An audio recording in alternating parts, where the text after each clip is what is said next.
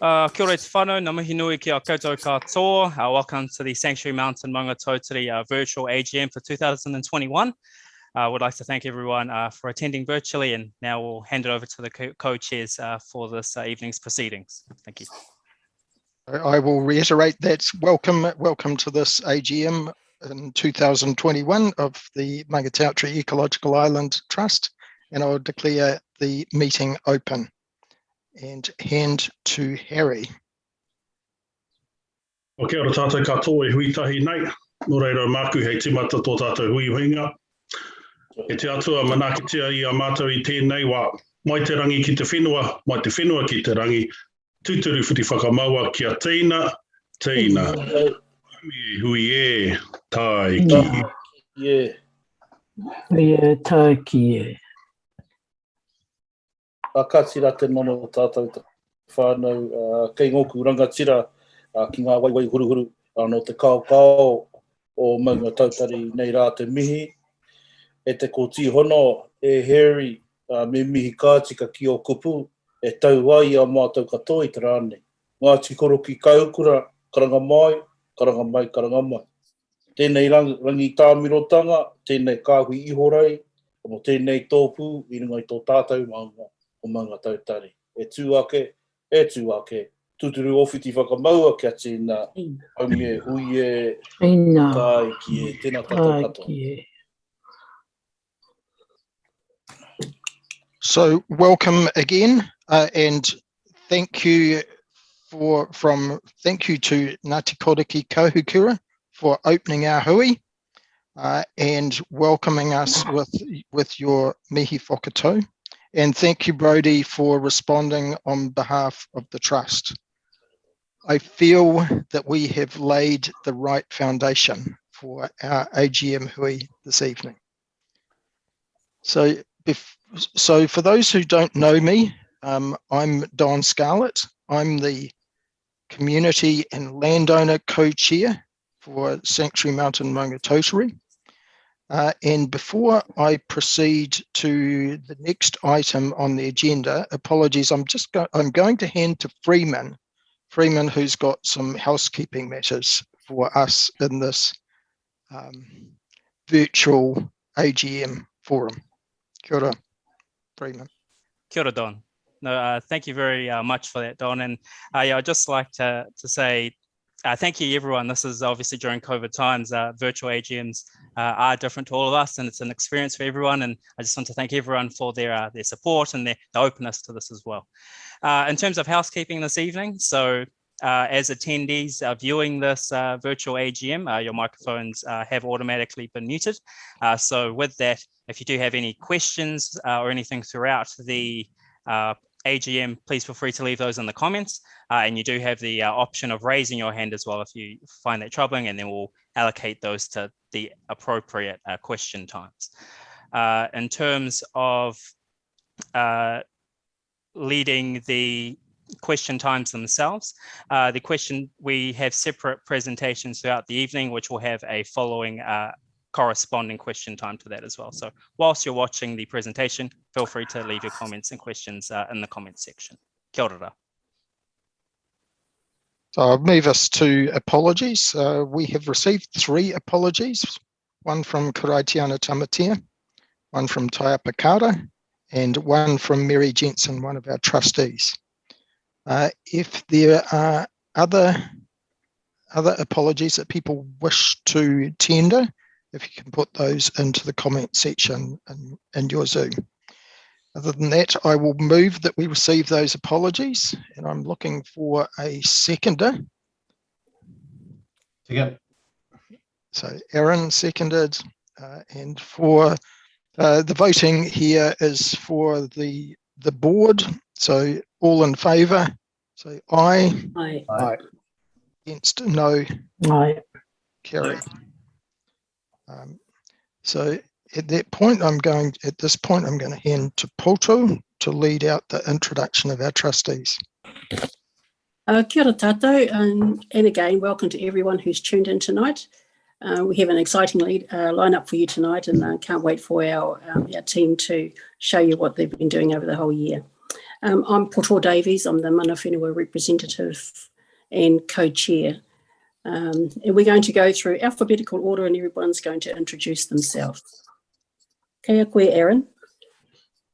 Kia ora koutou, ko Maungatautari toku maunga, ko Waikato toku awa, ko Parawera toku marae, ko Waikato toku iwi, ko Ngāti Mahanga toku hapu, ko Aaron Barnstall toku ingoa, Mana Whenua trustee for Parawera marae. Kia ora everyone. Tēnā tātou, ko Pauriti hoi teila tōku ingoa, ko oku maunga whakahi, ko maunga tautari te tei, ko maunga kawa, ko maunga moihau. He hoi, no Waikato tainui ahau, no Hauraki whānui hoki. Kia ora rā tātou. Ko au hoki rā, the manager of Maungatautari Ecological Island, just brand new, straight out of the oven. So thank you for having me here tonight. Kia ora. Kia ora koutou everyone, ko Andrew Peckham toku ingoa. I'm a landowner trustee of 2 years representing the interests of landowners, and I'm from a finance background and have been enjoying being part of this trust and its particularly its financial journey over the last couple of years, which has been very exciting. So I think I'm handing on the baton to Graham. Kia ora koutou. I'm Graham Parker. I'm also a trustee representing landowners. I've been doing this role for 3 years. I've also for many years been a volunteer working in pest control and also more recently as a volunteer guide. And I think I'm passing over to Nico, is it? Yeah. Kia ora tātou. My name is Nico Mouton. I'm a landowner trustee and I've been involved with Maungatautari from the beginning, right on day one. So a long association and very excited to be involved with the progress that's happening for the Maunga. And we look forward to the following year under the good leadership of Phil and his team of amazing people to make our dreams for the Maunga come true.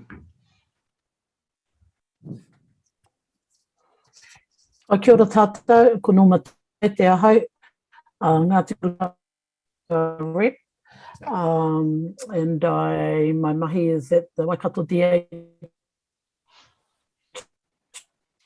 and strategy funding, and I'm in community engagement coordinator there.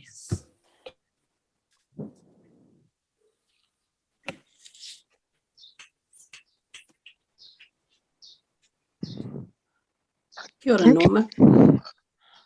We're going to move into... So Mary's an apology.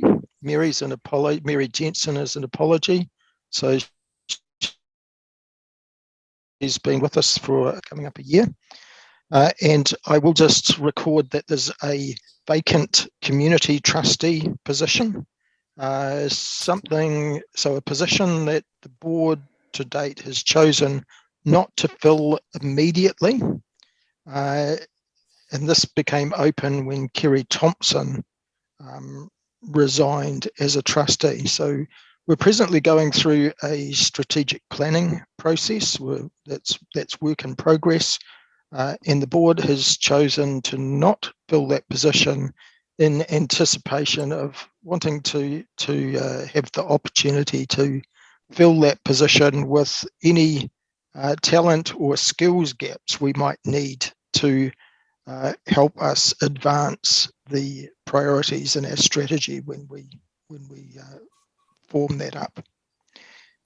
So I'm now going to move us to the minutes of the previous meeting, which are available to all attendees, have been available to all attendees.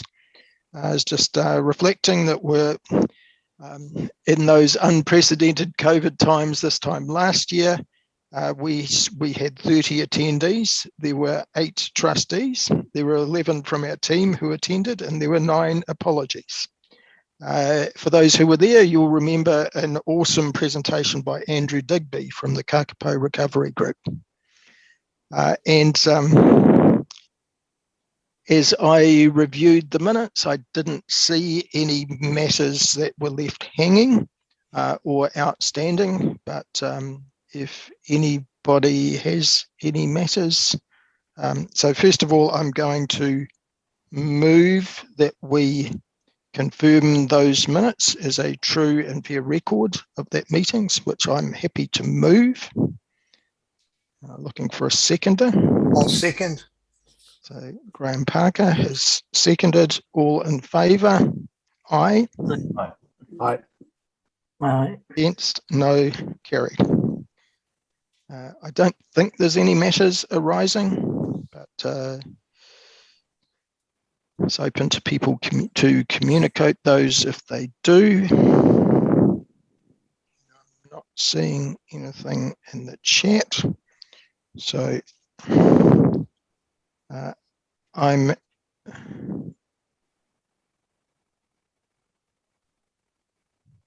right. So I'm now going to hand to Freeman to run us through the presentations. Kia ora koutou. No, thank you very much, Don, and thank you very much, whānau, for tuning in. So this evening, we've prepared, pre-recorded our presentations just to, I guess, make a seamless experience for you all to hear all about the mahi and the kaupapa that we're about at Sanctuary Mountain Maungatautari. So I'll share my screen with you now and ensure that everything is coming through.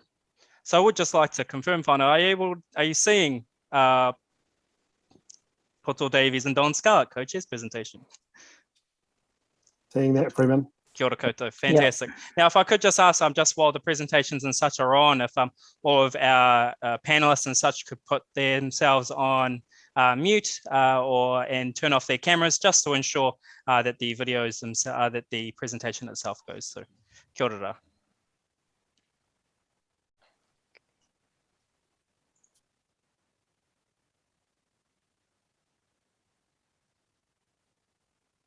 Oh, Aro, how am I actually, just before I jump into it, I can see, Whai Norma, I see that you have your hand raised. Do you have a question just before I start, or was that a hopeful click?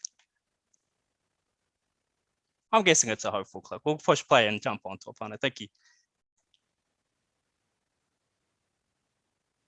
Anō nei te mihi ki ngā kaimahi aroha mai te timatanga. Mai te whakakitenga miharo a David Wallace me o rātou moemoeā.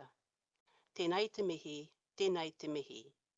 Again, we acknowledge all those wonderful volunteers from the beginning, from the amazing vision of David Wallace and the many who gathered to support that incredible dream.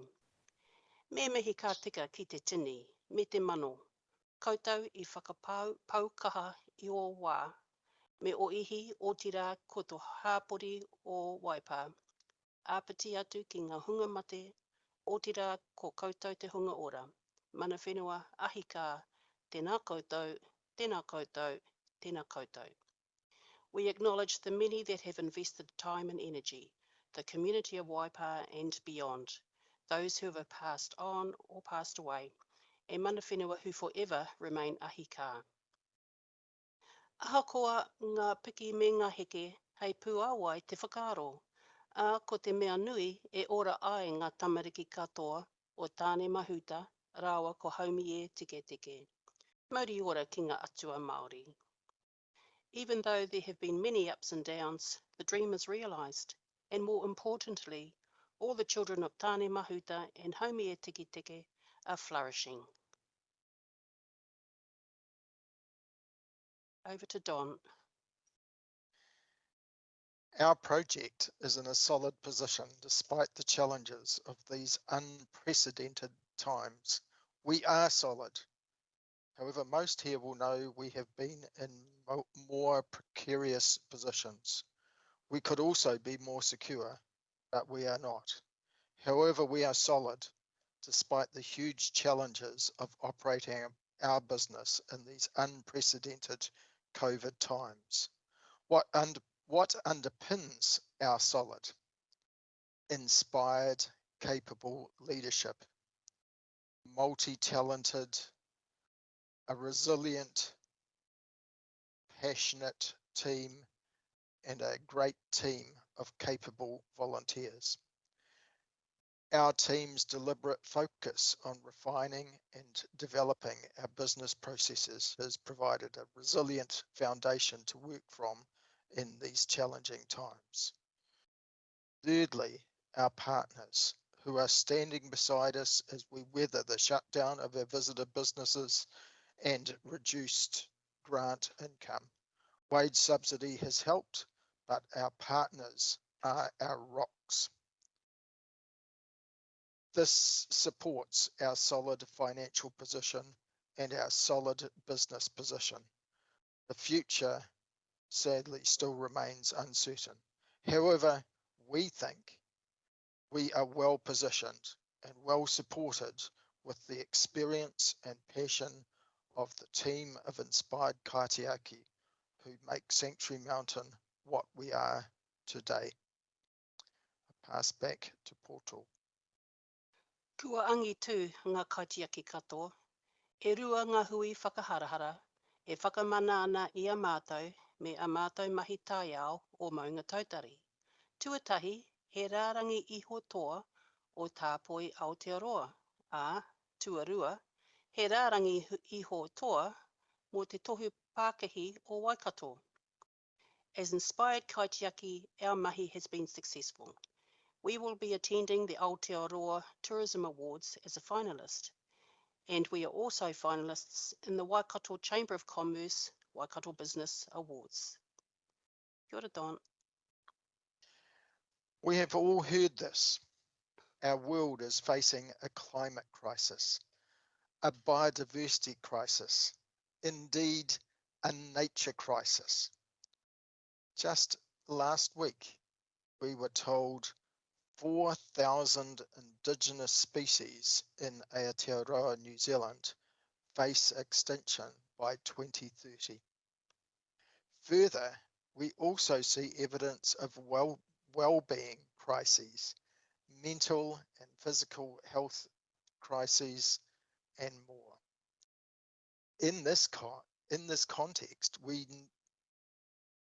are all very proud to be a shining light in this world of gloom, a shining light of hope. We are not just a bastion, a sanctuary that is helping to materially turn the tide on Aotearoa's nature crisis. Our endeavours are playing a material role in mitigating our biodiversity crisis and helping to decarbonise our community. We have interwoven practical wellbeing actions into our business model. The team who support and comprise Sanctuary Mountain are an inspirational case study in what is possible in nature.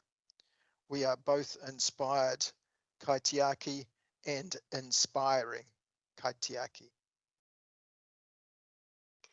I whaia mātou te mahere nui me ōna rautaki a Phil Lyons.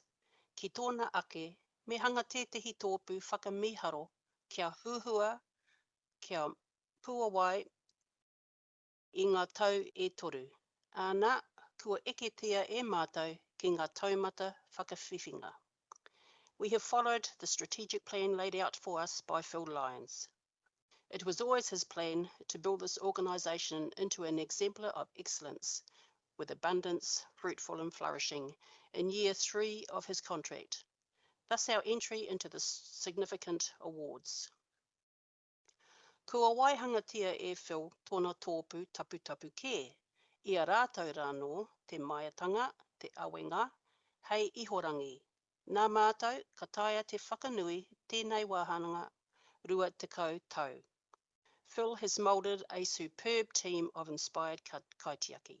They are dedicated, hardworking and are the best in their field. We celebrate the kaupapa this 20th year on a high. Tēnā koutou, tēnā koutou, tēnā koutou katoa.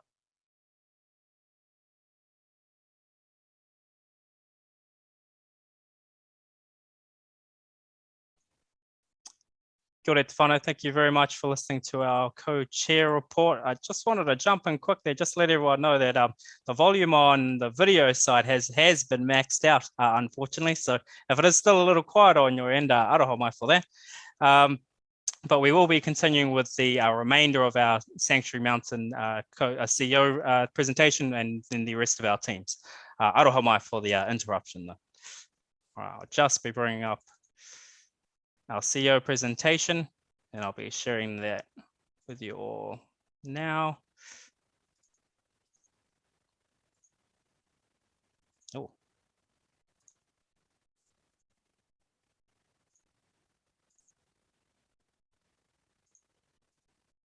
Our strategic and restoration plan goals. Shortly, I'd like to hand over to our amazing team. However, firstly, a brief overview of the year. Despite the sting of the long COVID tail, 2020 was a year of significant outcomes delivered by the determination, skill and dedication of our team of inspired Katiaki. Our agility as a team has sharpened our focus, nurturing new ideas, systems and opportunities. This has translated into industry recognition, receiving Qualmark Gold Standard in December 2020 and being nominated as finalists in the New Zealand Tourism and the Waikato Business Awards. The long-term goals of our 10-year restoration plan are to increase the Indigenous dominance and species occupancy of Maungatautari and to increase the number of people who treasure the Maunga and are involved in its operation. Today, we'd like to share some highlights from our last financial year and some of our new initiatives for the next 12 months and show how we are progressing towards these goals. Before I hand over to the team, I'd like to provide some context to our presentation. In 2019, Sanctuary Mountain began aligning our reporting to the United Nations Sustainable Development Goals, or SDGs. In early 2020, we joined the Waikato Wellbeing Project and embedded the United Nations SDGs into our systems for collective impact. Simply put, we believe that by restoring the Maunga with our partners, we are positively impacting and contributing to the creation of strong, vibrant and resilient communities. This is our theory of change. So tonight, our team's presentation will be in three parts. Firstly, we will share with you how our restoration mahi is having a positive impact and building an ecological foundation. Following this, part two of our presentation shows how our ecological foundation supports and builds social well-being. And finally, part three provides an overview of the importance of our partnerships and how they are intrinsically linked to our overall success.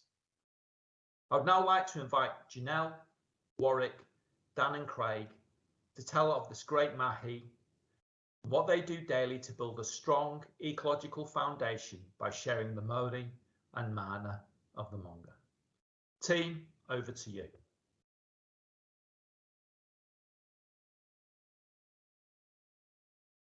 Kia ora, ko Janelle Ward toko inga, and I am the Species Coordinator at Sanctuary Mountain Maungatautari.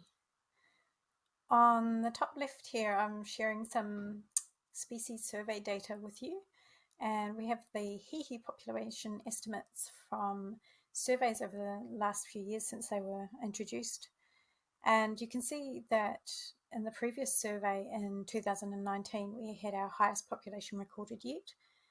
And the survey at the end of 2020, it finished around October 2020, did show a slight decline in the population estimate from that time, but overall we do have a stable population, and the current hihi survey is going ahead in 2021. On the bottom left, I've got a graph here of the founding Kiwi population that have been released to Sanctuary Mountain Maungatautari, and we now have over 300 founders that have been released to the main mountain, and just over 100 of those released in the last year. On the bottom right, we've got the Kokako Census. So we were this year successful in achieving some funding to go ahead with our large Kokako Census, and we were able to employ Dave Bryden and co to do a fantastic census that showed us that we have just over 100 birds. So 101 territorial kokako were discovered at Maungatautari.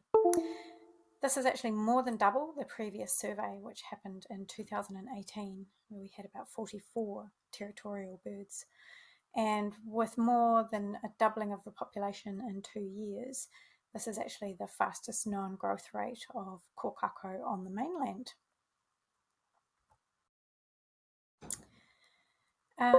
In other species monitoring, we have, of course, we take close charge of our takahe pairings and their offspring. We have 2 pair of takahe at the mountain, and overall we've had 21 juveniles produced from these 2 pair, and we have 2 juveniles that were produced in the last financial year. These 2 were named Waiti and Waita, and because we introduced new males last year, they actually have some superior genetics and are up in the top genetically for the country. We also this year set up a permanent lizard survey plot in the southern enclosure, and this consists of 80 different stations over 8 transects and includes ground covers, tree covers, and monitoring tunnels. And we had our first survey at February 2021, and we only discovered 2 forest geckos at this time, but it was a really good start as we hadn't had it up in place for long.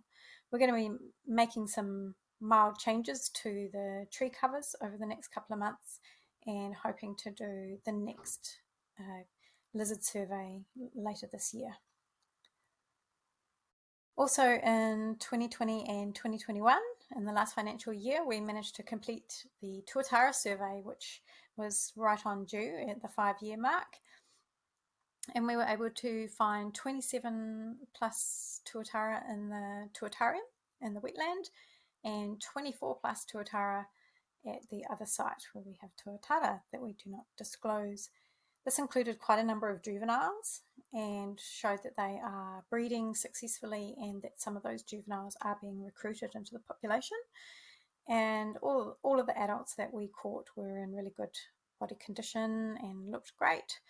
And we found up to 75% of the initial founding tuatara, which was a really good result. We also had a frog survey this year. The EcoQuest does the frog surveys every 3 years, and it was due in 2021. So in April of 2021, we did the first part of the survey, with the second part due to occur in November 2021, of course, pending COVID restrictions. So this was immensely successful. It was the first time we'd used Sanctuary Mountain volunteers in quite a long time. And that's because EcoQuest, of course, can't bring in their American students to the country. So we were able to sort of take the place. And it was a great learning experience for many of our volunteers and staff, and with lots of people getting to see Hochstetter's frogs for the first time.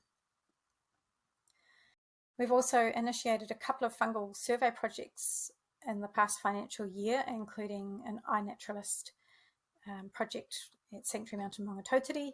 And with that iNaturalist site, we've so far identified over 64 different fungal species. And we also have a new researcher from Scion called Ian Hood, who's starting some wood fungi long-term research.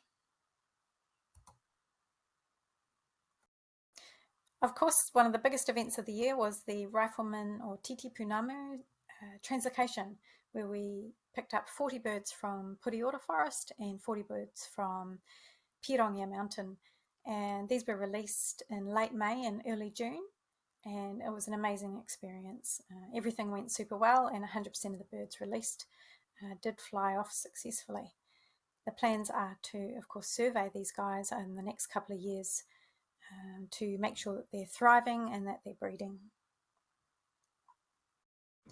Kakapo, they are due to be released at the end of 2022, and this financial year I was actually really lucky to be able to go down to Whenua Hou and participate in some of the fence trials to see how kakapo would interact with the fence that we have here at Maungatautari. And that went really well. We do have now a modification in our design that we are currently testing and going to put to the next level. And if this is successful, which I think it will be, we hopefully will be well on track to receiving kakapo as planned in late 2022.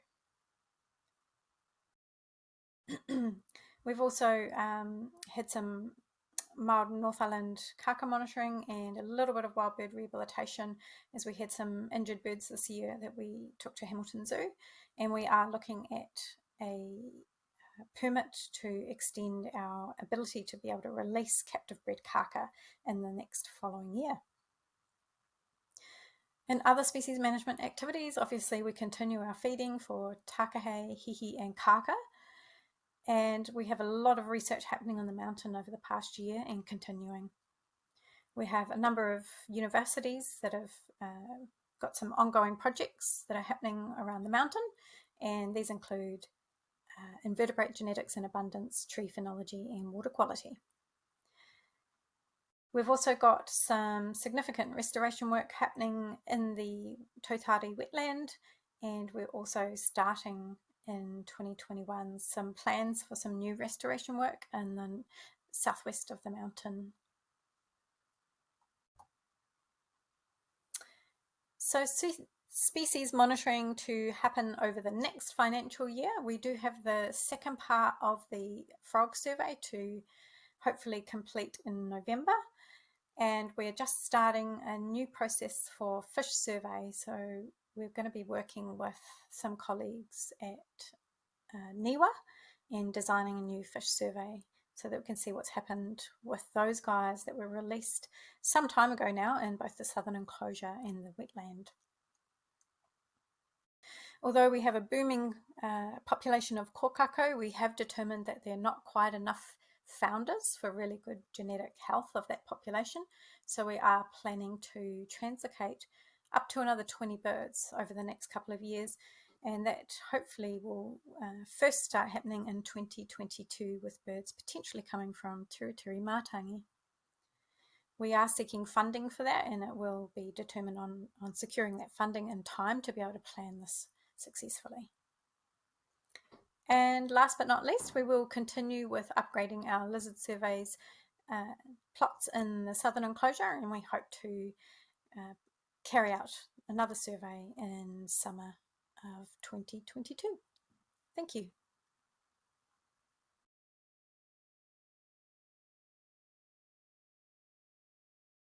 Kia ora. So my other role is looking after sustainability for Sanctuary Mountain Maungatautari. And the project I'm involved with is looking at waste and carbon footprint reduction.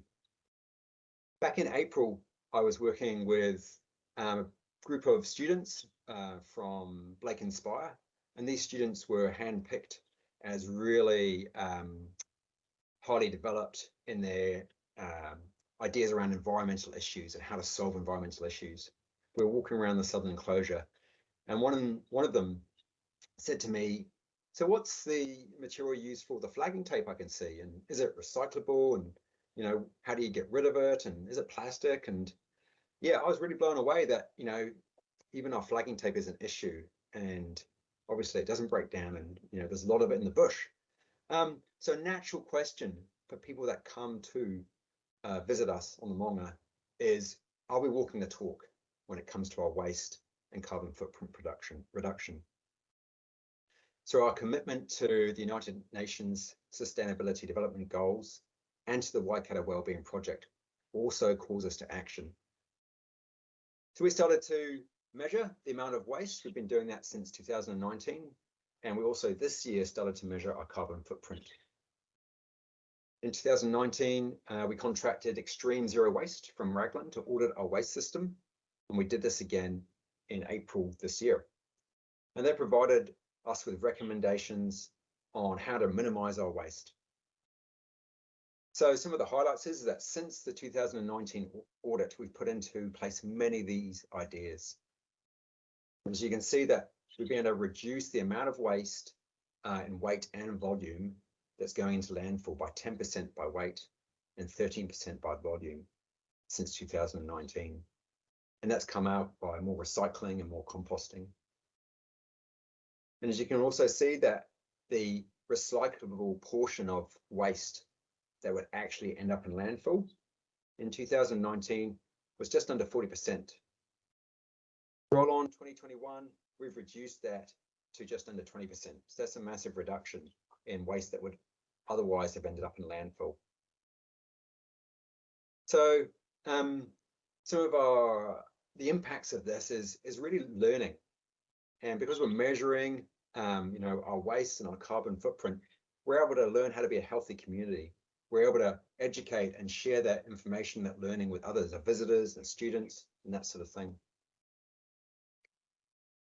And this mahi is seen by visitors who are then challenged to do their bit in their backyard. So in the future, we're going to carry on monitoring our waste and doing some more regular audits. I'm working on a spreadsheet to estimate our carbon footprint. We're also going to be setting targets and processes to reduce waste and carbon footprint. And the bottom line is that consuming less will make our business more sustainable. Reducing our carbon emissions will help reduce climate change.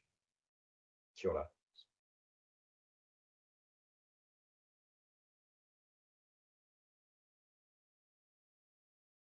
I whānau mai au I te taha o te awa o Kirikiriroa. I raro I te maru o te maunga o Pirongia. He uru ahau no Scotland, no Denmark, no England. Ke te nohu o ke o haupo.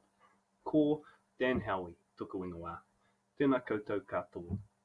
Greetings everyone, my name is Dan Howie and I'm the Biosecurity Team Leader here at Sanctuary Mountain Maungatautari. The Biosecurity and Operations team are mainly concerned with detecting and eradicating pests on the maunga and maintaining the predator-proof fence. This work is essential for Sanctuary Mountain to achieve its sustainable development goals of protecting native flora and fauna on the maunga and allowing the ecosystem there to thrive. The last year saw a total of 13 pest incursions to enclosures at Maungatautari. Two of these incursions were from mice, 8 from ship rats, and 3 from weasels.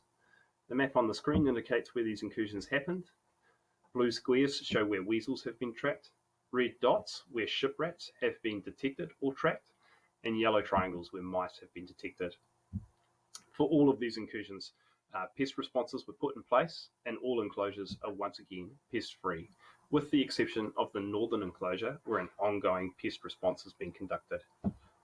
Some of the highlights for our team over this past year: we had a visit from the Conservation Dogs program where around 20 handlers came to the maunga and swept the mountain searching for a variety of pest species, including rodents, mustelids, Argentine ants, plague skinks, and the like. It was a great opportunity to test the pest-free status of the maunga and for our team to collaborate and share knowledge with peers in the industry. James and his rodent detection dog Rua achieved interim certification in this year, and we're also privileged to have cadets join our team from both the Te Puni Kokiri cadetship program and through a relationship with Toi Ohomai. Some of the important work coming up in the biosecurity space over the next year. We had a review conducted on Sanctuary Mountain's biosecurity plan last year, and our team are currently working through the recommendations from that review. Probably the most visible one will be the installation of biosecurity stations at entrances to all enclosures on the maunga. This is boot brush and bag check stations, effectively. Another interesting development in the next year to come is the recruitment of 4 new team members via Jobs for Nature funding. These recruits will help our team considerably and will be concerned mainly with fence replacement and track maintenance on the maunga.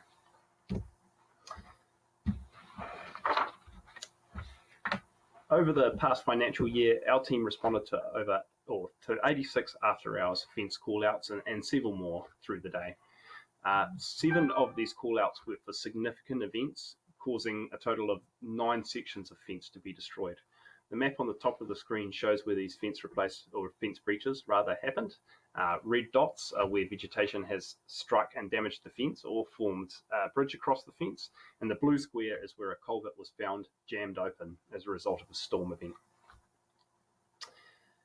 Also, the operations team has been conducting a variety of maintenance work. The map in the bottom right of the screen indicates where this work has happened. The blue line indicates where track maintenance was conducted on the Wari Reverse and on the Northern Perimeter Road. The green line indicates where weed spraying has been conducted right the way around the Maunga on many of the access tracks. The pink line indicates where tree felling was conducted by arborists, where dead and dying trees were threatening the fence. And the orange line indicates where hedge trimming was conducted on the forest margin for the majority of the way around the Maunga. Also, our team has been conducting an upgrade of our EDAC dialers, which is the system that alerts us when there's a fence breach. This upgrade will allow the system to remain compatible with upgrades to the cellular network in the region, and the team continues to working on replacing slumping culverts right the way around the Maunga. Important pieces or some exciting developments for the operations team in the year to come is the replacement of the aging components of the fence right the way around the Maunga. And once again, this will be assisted by Jobs for Nature recruits. This will ensure that the fence continues to protect the precious ecosystem of our Maunga for a long time into the future. Kia ora.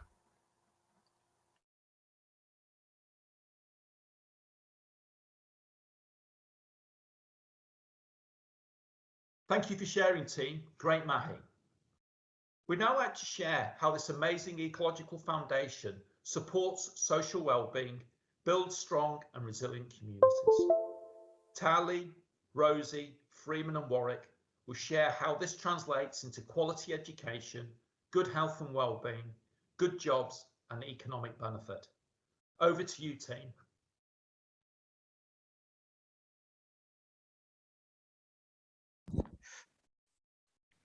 Kia ora whānau, aroho mai. Actually, my internet's popping up on my screen saying that that I'm having dangerously low levels of streaming. Aroho mai. I'm actually just going to stop the video there just so that I can keep things running. If you just bear with me for just 1 minute, what I'll do is I'll just reset a couple of things on my side. Aroho mai for that whānau. Just bring this up. And just a reminder to everyone too, because a couple of people have texted me during this presentation as well, just asking. Yeah, if you have any questions, feel free to leave them in the chat section of everything. There's so much knowledge on this side of the Maunga that I'm sure anyone will be able to provide any of the answers that you have. So if you have any questions, feel free to jump on through. But just give me 1 moment. Zoom's having a bit of a technical issue on my side, so just give me, I'll just turn my video off so I can focus. Aroho mai whānau.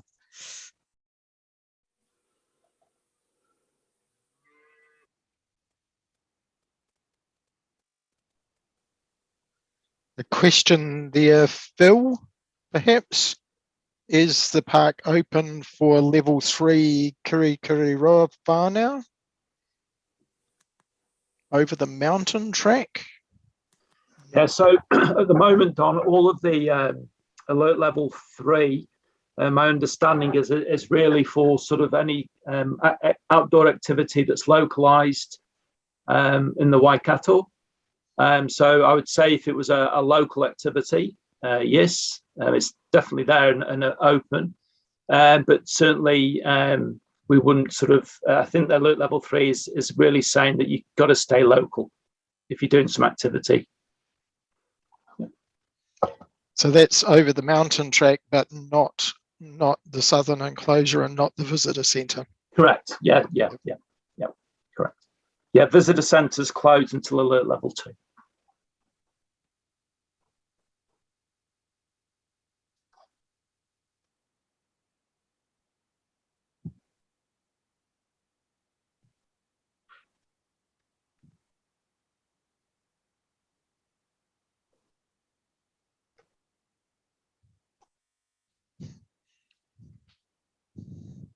I wonder what's happening at Freeman's house. Is he installing some new fibre? It looks like it, doesn't it?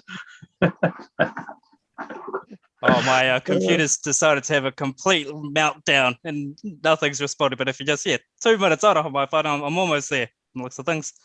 You hang in there, buddy. No. The joys of virtual hui, the joys of virtual webinars, and for us, the joys of virtual AGMs.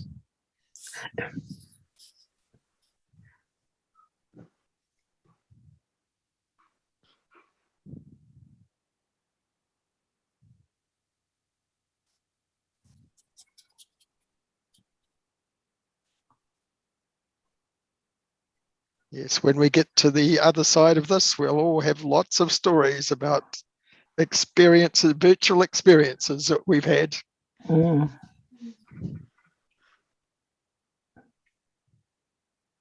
This may be the new world.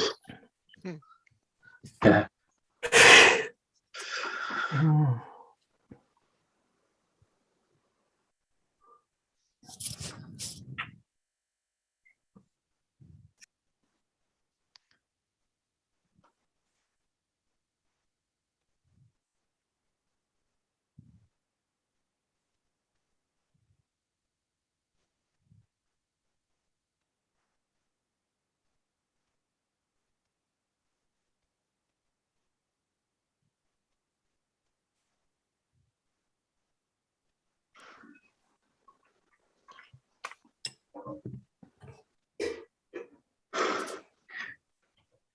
See in level 2.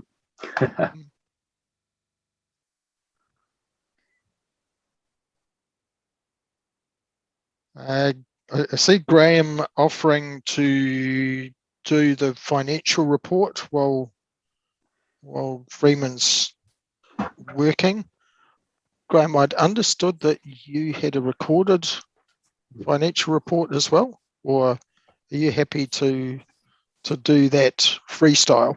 Yeah, we decided with Graham's that since this was so short that he could just do his one freestyle.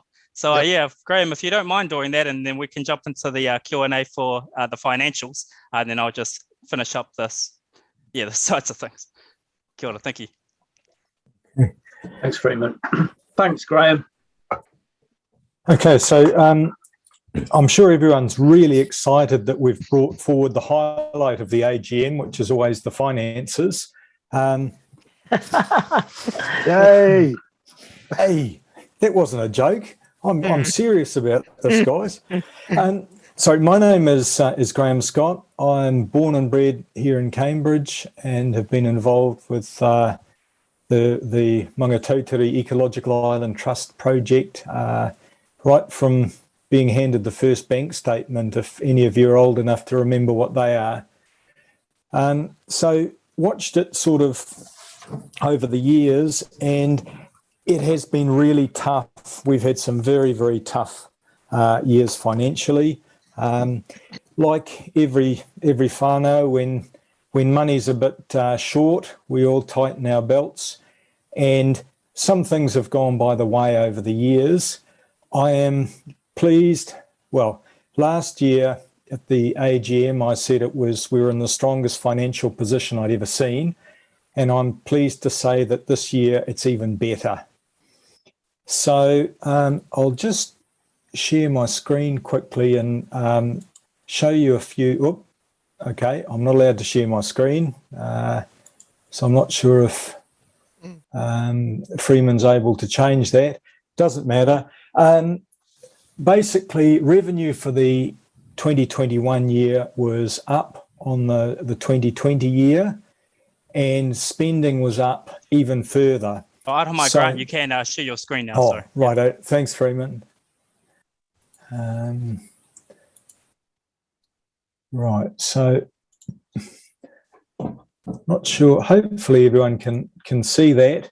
So the big thing, we've got our revenue is up a little bit here, but those of you who are looking closely will see that the expenses are up even more.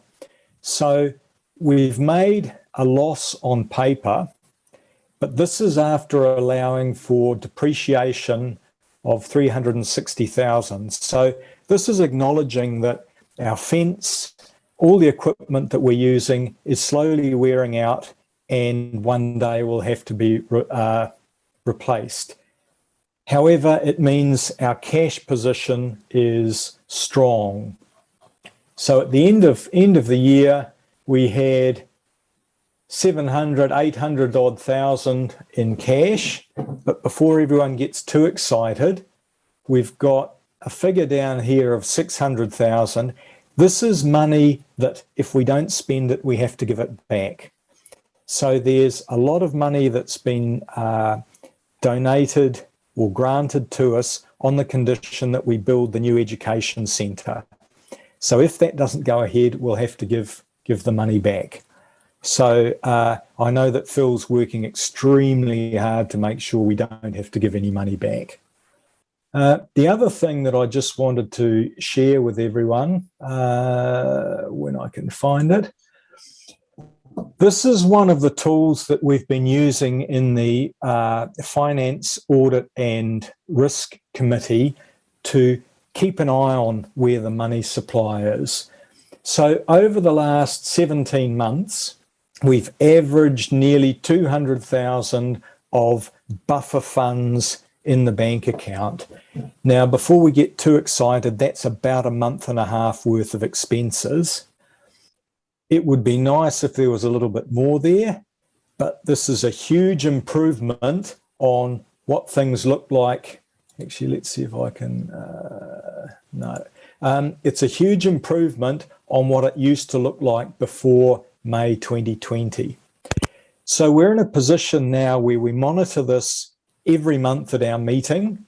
The purple line here is our projections out for 6 months. By projecting out 6 months, we've got enough time to apply for more grants and make sure that we don't get back to those dark days where we were really, really strapped for cash. Now, it looks like this line's bouncing around a lot, but because we tend to get big lumps of money coming in and going out, this is just actually, it's noise. It's a little bit like some days the temperature is 10 degrees, some days it's 15 degrees, and the next day it's down to 8 degrees. We don't panic that we've got an ice age coming or something like that. It's just normal fluctuations. So you can see that we got a big lump of money in here and we've gradually worked our way through it. So basically, I'm very, very pleased to report that Phil's been doing a fantastic job managing our money. We're still indebted to the Waipa District Council and the Waikato Regional Council, as well as DOC for their contribution. Our sponsorship is growing as the commercial people recognise what we're doing, and our visitor numbers are reasonably good when we consider the impact of COVID. So very happy to report that our Finance, Audit and Risk Committee meetings are now extremely quick and extremely boring, and long may they stay that way. Any questions? Quite happy to take them now, or I will pop my email in the chat now, and if anyone wants to email me or drop me a line and I can give you a call and discuss anything with you. So thank you, Graham, and just double check that I'm not on mute. No, I can hear you, Don. Oh, that's good. Thank you. So thank you, Graham, and I will then. So we have a recommendation that Graham's financial report be accepted. So, do I have a mover for that? I'll move. I think that was Aaron moving and seconded. Poto. All in favour? Aye. Aye. Against? No, carried. So we're going to see how Freeman's going. Are you able to take us back to where we left off?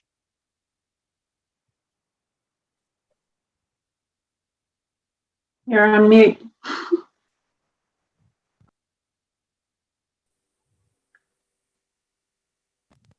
We can see you talking. Everything coming through now? Yes. Yeah. There we go. All right. Yeah, sorry, my laptop started completely overheating and having a meltdown, so I had to make a makeshift fan and open the windows. So I've actually moved next door to my sliding door, actually. So hopefully things will still run as smoothly. But I've just got the video back up here and running. We'll just get to sharing fun. Thank you. Okay, I'll just adjust the attendees.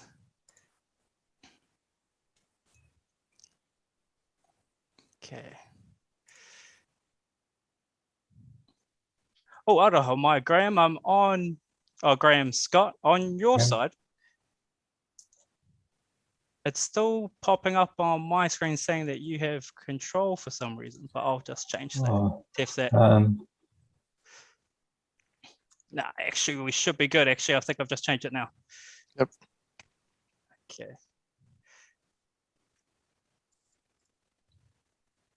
Just change these.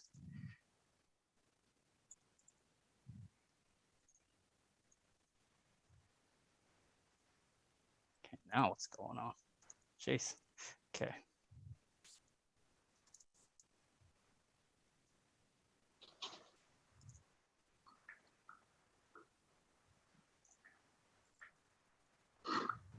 Okay.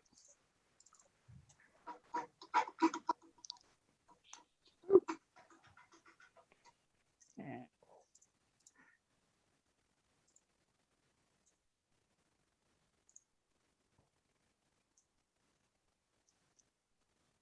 no, it's not making any sense. Don, while we're in a little bit of a pause, shall we just move to item number 7 on the agenda for the recommendation to appoint for the auditor? Yeah. So recommendation in accordance with clause 14.2G of the Maungatautari Ecological Island Trust Deed, that's Stephen Nelly of Anderson Accounting be appointed as MEIT's auditor for the 21-22 financial year. I'm happy to move. Poto was moved. And I'm happy to second that, Don. Andrew seconded. All in favour, aye. Aye. And against, no, carried. And Freeman, we might actually continue on. We have the option of continuing on with item 8 while you're working. Oh, I've got mine already and sorted then on whenever you guys are ready. Yeah, Cool. okay. Well, we'll hand back to you now then. Kia ora, all right. I'll just start sharing the screen and we will move forward. All right, so I'll just finish off with that.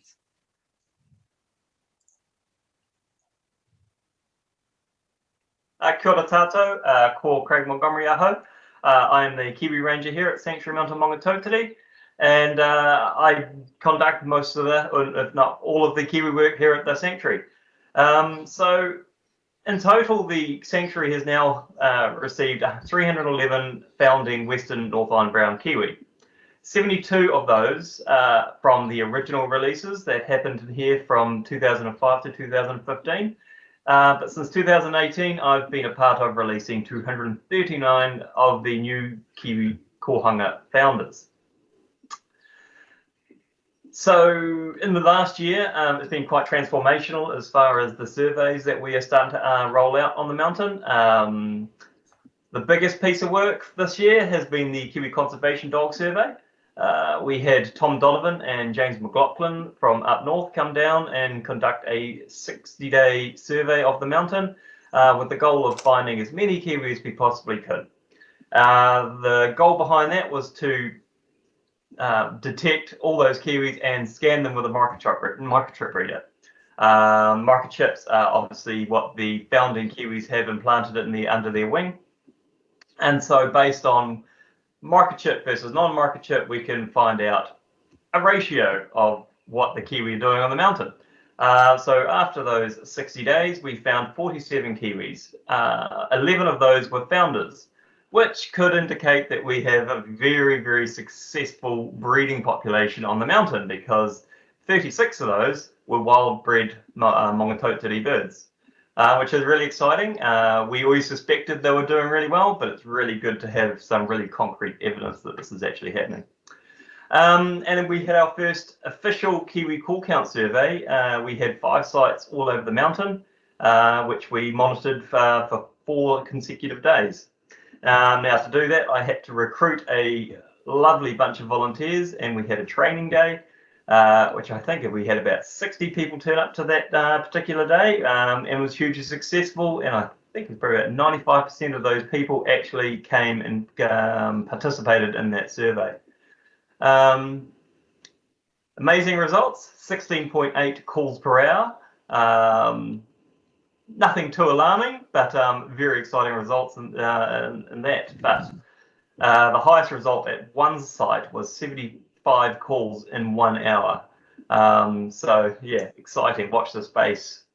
And this year I have also deployed trail cameras around the fence line, and this is a new monitoring technique that we're going to trial and refine as we go, which I'll go into in the next slide a bit deeper. Yeah, so this year coming up, really exciting. It's our 4th season of releases. Probably going to be our last season, based on our surveys that we conducted in the last financial year, indicating that the mountain is really, really breeding really well. Okay, so the original goal was to release 500 Kiwi onto the Maunga as part of the Kohanga strategy with Save the Kiwi. But because the population is doing so well, we're going to probably tie-ho this year, and we're probably going to get closer to 380 to 400 releases in total since 2018. So monitoring adult Kiwi Maunga. So during the Kiwi dog survey, we put transmitters on 9 birds on the mountain, and this is so we can start territory mapping. So territory mapping can indicate how big, well, it'll tell us how big territories are, but if it's a large territory, we can see that there's lots of space for the Kiwi. If it's a small territory, we can see that there's a little bit of overcrowding. But at the moment, it's already looking like they're not overcrowded, and they're very, very happy Kiwi. And what else am I going to say? I'm also going to continue observing the movement on Kiwi on the fence. So not just with the cameras are we just taking pictures of Kiwis and sort of calculating indexes or densities on the fence line, but we're also going to deploy transponder loops. So these are remote microchip readers that will sit on the fence line, and they will be able to tell us how many Kiwi are running the fence line that are founding birds. So if we get a bit like the dog survey, out of 4 Kiwi, one of those Kiwis is a transponded bird, that will give us a 1:4 ratio. This will also help us when we come to our capturing of the Kiwi, because we don't obviously want to be spending lots of dog hours in an area where there's lots of transponded birds, because obviously the founders are supposed to stay on the mountain. With the camera work also, we're using it as a pest detection tool as well. So we are deploying zip motor lures, which is a device that fixes to the fence or a tree and pushes out a wee bit of mayonnaise every 24 hours. And this will help passively encourage pests to come and interact with this device, and then I can capture pictures alongside my Kiwi work and tell us if there's pests or not. So yeah, something we've never done before, but all very exciting all the same. Yeah, we're going to repeat the mark and recapture survey, which is a 30-day survey, and will give us an indication on how much the breeding has changed in the last 12 months. Because of course this year, the first year of Kohanga birds will start breeding, so we can expect the breeding and pool of juveniles to rapidly increase in the next 1 to 2 years. And we'll also repeat the Kiwi call survey because it's a nice universal piece of survey technique that is used all through New Zealand, and even though we've only just started using it, it's a good place to start, and it's a good way to substantially capture the densities, or just calling birds within a sanctuary, just an index. So cool. All right. Well, thank you very much, and that's me.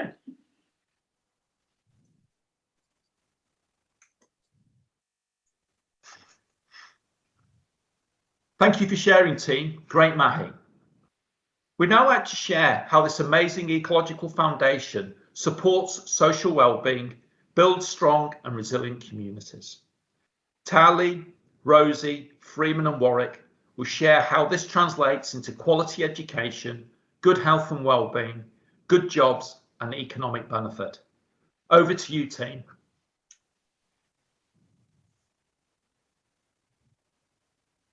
Tēnā koutou katoa, ko Tali toko ingoa. We've been really fortunate this year to be able to provide learning experiences for 2,790 students and 662 adults, a total of 3,452 education visitors on site at Maungatautari. Most of these education visitors have come from within the Waikato and Bay of Plenty regions. These numbers reflect a 16% increase compared to the previous year that was of course impacted by a full school term in lockdown. This year we've also been impacted by the stop-start nature of changing alert levels. However, we have been able to deliver to a wide range of groups, and I'll share some of those through photographs on the next couple of slides as well.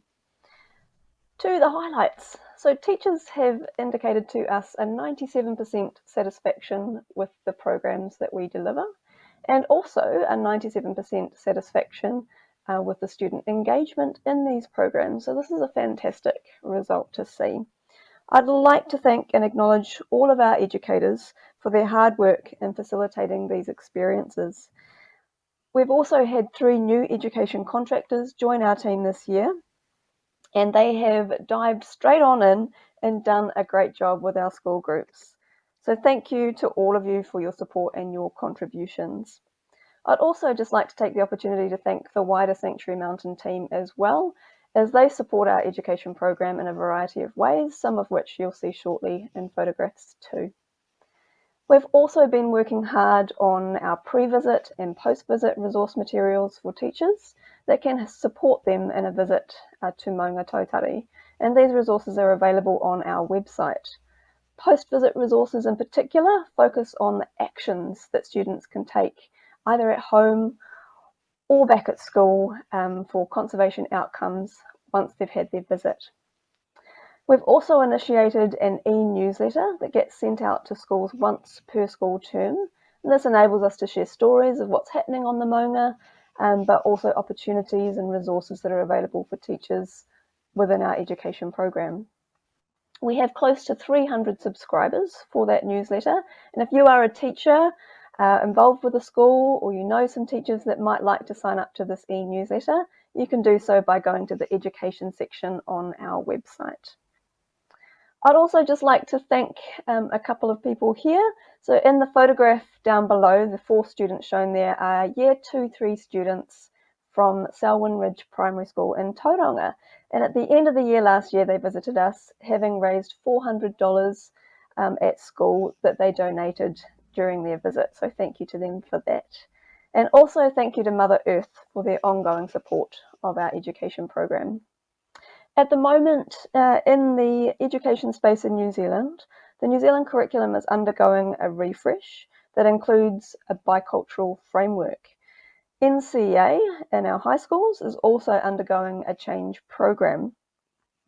The environment that we are all working in at the moment as well means that it's important to look to alternative ways for us to provide opportunities, provide learning experiences for schools in the digital space or virtual space. So this year we will continue to build our relationship with schools and continue to develop our education program experiences in the light of these changes. We are also looking forward to the building of our education centre and the opportunities that will afford our program as well. I I'd just like to share a few photographs and tell you a little bit about some of the school groups that visited Maungatautari this year. In the top corner, you can see in Kōwhai yellow, students from Kiokio School. These students are from Maungatautari House. So they decided to begin their school year by visiting the special place that the house they belong to is named after. Alongside these students, you can see some Year 12s, and they are collecting data for a Year 12 biology assessment within the Southern Enclosure. And their HOD said, "This was a really great field trip that was as close to real-world biology as I have done in the high school setting." So that's great to hear. The students in the photographs below that are all from Fairfield Intermediate. They came to us to learn about adaptations of New Zealand's plants and animals, and they're beginning to understand the decisions that communities make and that we can all make to take actions to protect our biodiversity. At the end of their visits, each group performed an incredible haka to show their thanks and appreciation. So you can see them there facing Maungatautari and performing with great pride, great enthusiasm. And I just love what Aberdeen School had to say also about their visits. It's just so incredible to get out and see firsthand what we have been learning about. It has really sparked even more interest. And these photographs show some extra special highlights, extra special opportunities. And where possible, we do try to connect students with the conservation mahi that is going on at Maungatautari at the time. So in the top corner, you can see a conservation dog. So many of our students were lucky enough to meet some of the conservation dogs when they came to do work on the Maunga. And of course, many students get to meet Rua the ratter on occasion as well. Beneath that, you can see two different opportunities that show schools being engaged with a kiwi that was about to be released on the Maunga. So Tiro School is in the first photograph, and they said, "The kiwi encounter was amazing." And for every child, they said it was the best ever. All the educators were great. One teacher said it was the most educational trip she has ever been on. Fantastic feedback there. And next to them are some students from young people from the Blake Inspire visit. These are young leadership students in the environmental space who also got to be part of a kiwi release on the Maunga. Underneath that, we see some students from our closest local school, Pukeatua School. These are the senior school students, and it was fantastic to be able to involve those local kids in one of the releases of some of the riflemen earlier this year. So I hope that these few photographs have shown you that schools really value a visit to Maungatautari to provide a real life experience, to make connections and to extend their knowledge and to bring to life their classroom learning. Maungatautari is a place of lifelong learning, and field trips like the ones you've seen in the photographs can have a real memorable impact on this. Thank you.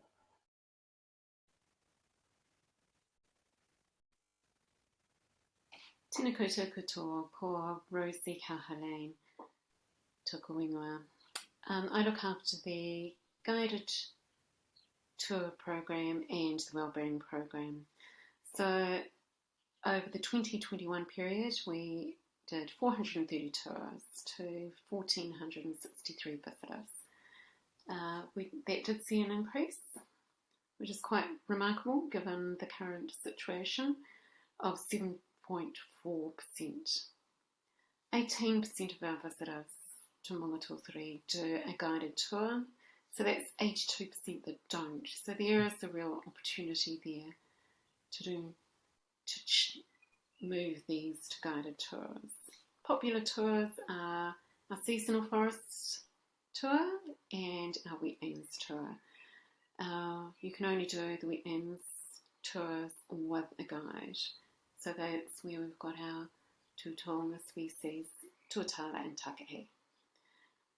We did 35 night tours over that period, and that accounted for 18% of our revenue. What we are missing here is inbound tour operators. So our these visitors. We've had no inbound tours for 18 months. And in previous years, those have accounted for about 36% of our guided tours. So that increase is actually our regional visitors. We've had lots of Aucklanders and the Waikato and Bay of Plenty visitors, so that's great. So the focus for the coming year is to focus on our local tour operators. This can be really beneficial in that groups coming in come back as individuals, so they come back and bring their whānau to visit. We want to have a monthly calendar of themed and specialty tours, so there's something on offer each month that's a bit different. We're also introducing rongoa tours with our local practitioner.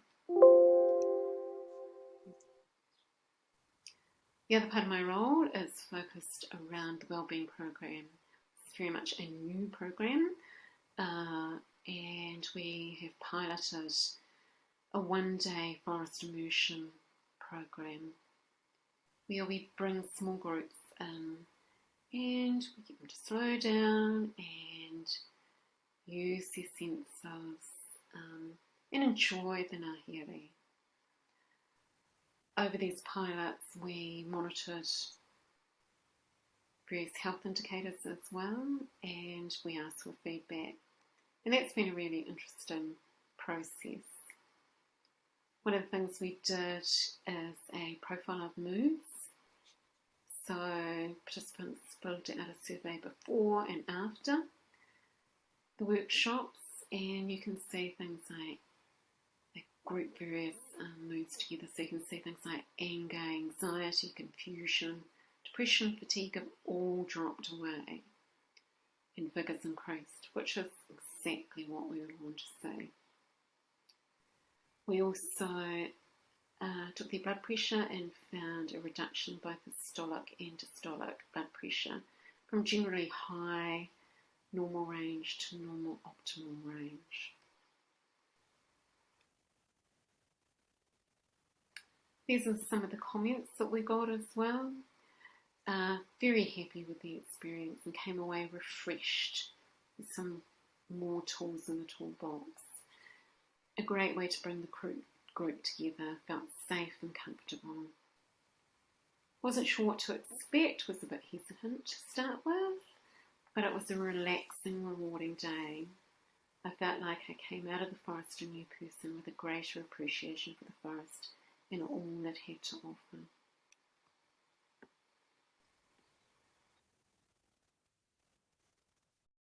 Other things we did was we did a proof of concept for a self-guided wellbeing tour.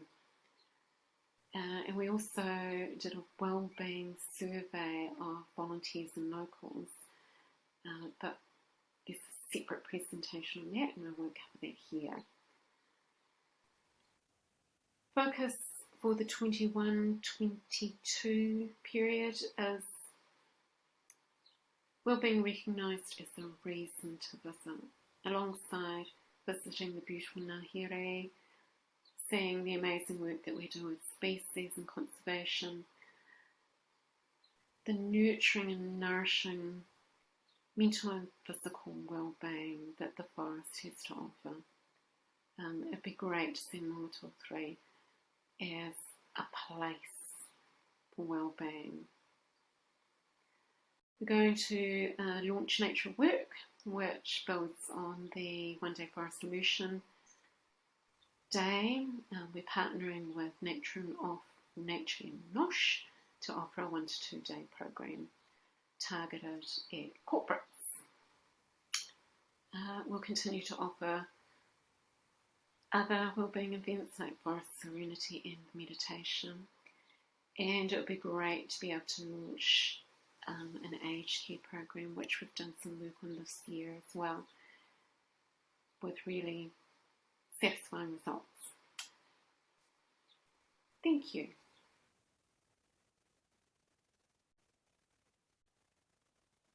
Kia ora te whānau, ngā mihi nui ki a koutou katoa, ko Freeman Taku Ingoa, and I'm the Marketing Manager for Sanctuary Mountain Maungatautari. Thank you very much for joining us this evening. Well, thanks to the magic of television, you're able to join me this evening from the very grey, cloudy day in Kirikiriroa, Hamilton today. And I really appreciate you being here to hear about all the mahi that we've been doing this past year and a bit. So thank you very much. The highlights from 2020 to 2021 from my portfolio are essentially the visitor numbers that we have. Being a marketer and being in sales in that collective group, the main goal is to get people to come to the sanctuary and engage with the ngāhere. And thankfully this year we were able to hit some milestones that we're very proud of. So our visitor numbers for the 2020-2021 period was 13,580 in comparison to 14,070 that we had the year prior. Considering, obviously, our tourism in New Zealand has taken a major hit due to COVID-19, I mean, at the end of the day, considering these numbers, we're able to be extremely thankful for our local communities who are getting out and experiencing their own backyards. And that's why we've been able to have only a 4% decrease on visitor numbers in comparison to the large decreases that a lot of other businesses and a lot of other industries have been having. So we've been very, very fortunate in that regard. Before COVID, one of our major contributors to our visitor numbers were international travellers. In this period, we only had 1% of our international travellers, and that was between the Australia and New Zealand bubble that was open during that period of time. But everyone else that's visited the sanctuary this year has either been from a self-guided tour, a school tour, or just a general tour when they come and visit the sanctuary too. And that just clearly shows that people within our own areas, the Waikato, Bay of Plenty, Auckland, who are able to experience maungatautari, obviously when levels permit, they actually get out and do that. So it's a big thanks to our local communities who are visiting more frequently, as well as our wider regions who are experiencing the halo effect of maungatautari as well, and coming for those weekend trips, those day trips, to really experience conservation tourism, but also experience what New Zealand was like pre-colonial times. So it's a really educational time for a lot of our visitors, but at the same time it's a really good snapshot into what Aotearoa can look like if we do all contribute to our Predator 2050 goals as well. So it's been a fantastic year to get our locals out to the sanctuary as well. They say that in marketing, they say that the best form of marketing is word of mouth. And thankfully, everyone that visits the sanctuary can't stop talking about us and can't stop saying great things about us. After every tour, we send a survey to our visitors to ask them essentially how they found their experience. So the first question we ask is, how satisfied are you with your experience at Sanctuary Mountain? 97.7% of our visitors say that we're either very satisfying or extremely satisfying when they come to the sanctuary. 88.5% of our visitors would rate our products, so that's our tours and the overall experience of maungatautari, as either above average or excellent. Now, if you haven't dealt with NPS scores or anything like that before, Net Promoter Scores, it's essentially a rank out of 100 based off how many people do your survey. So at the sanctuary, we have an overall NPS score or Net Promoter Score of 86. And the global benchmark for NPS is 31. Now, me, myself, I come from a corporate background, so I've dealt with NPS and such before many times. I've talked to, and I've probably told this to everyone that I've talked to since working at the sanctuary when they showed me this NPS score, and I didn't believe it.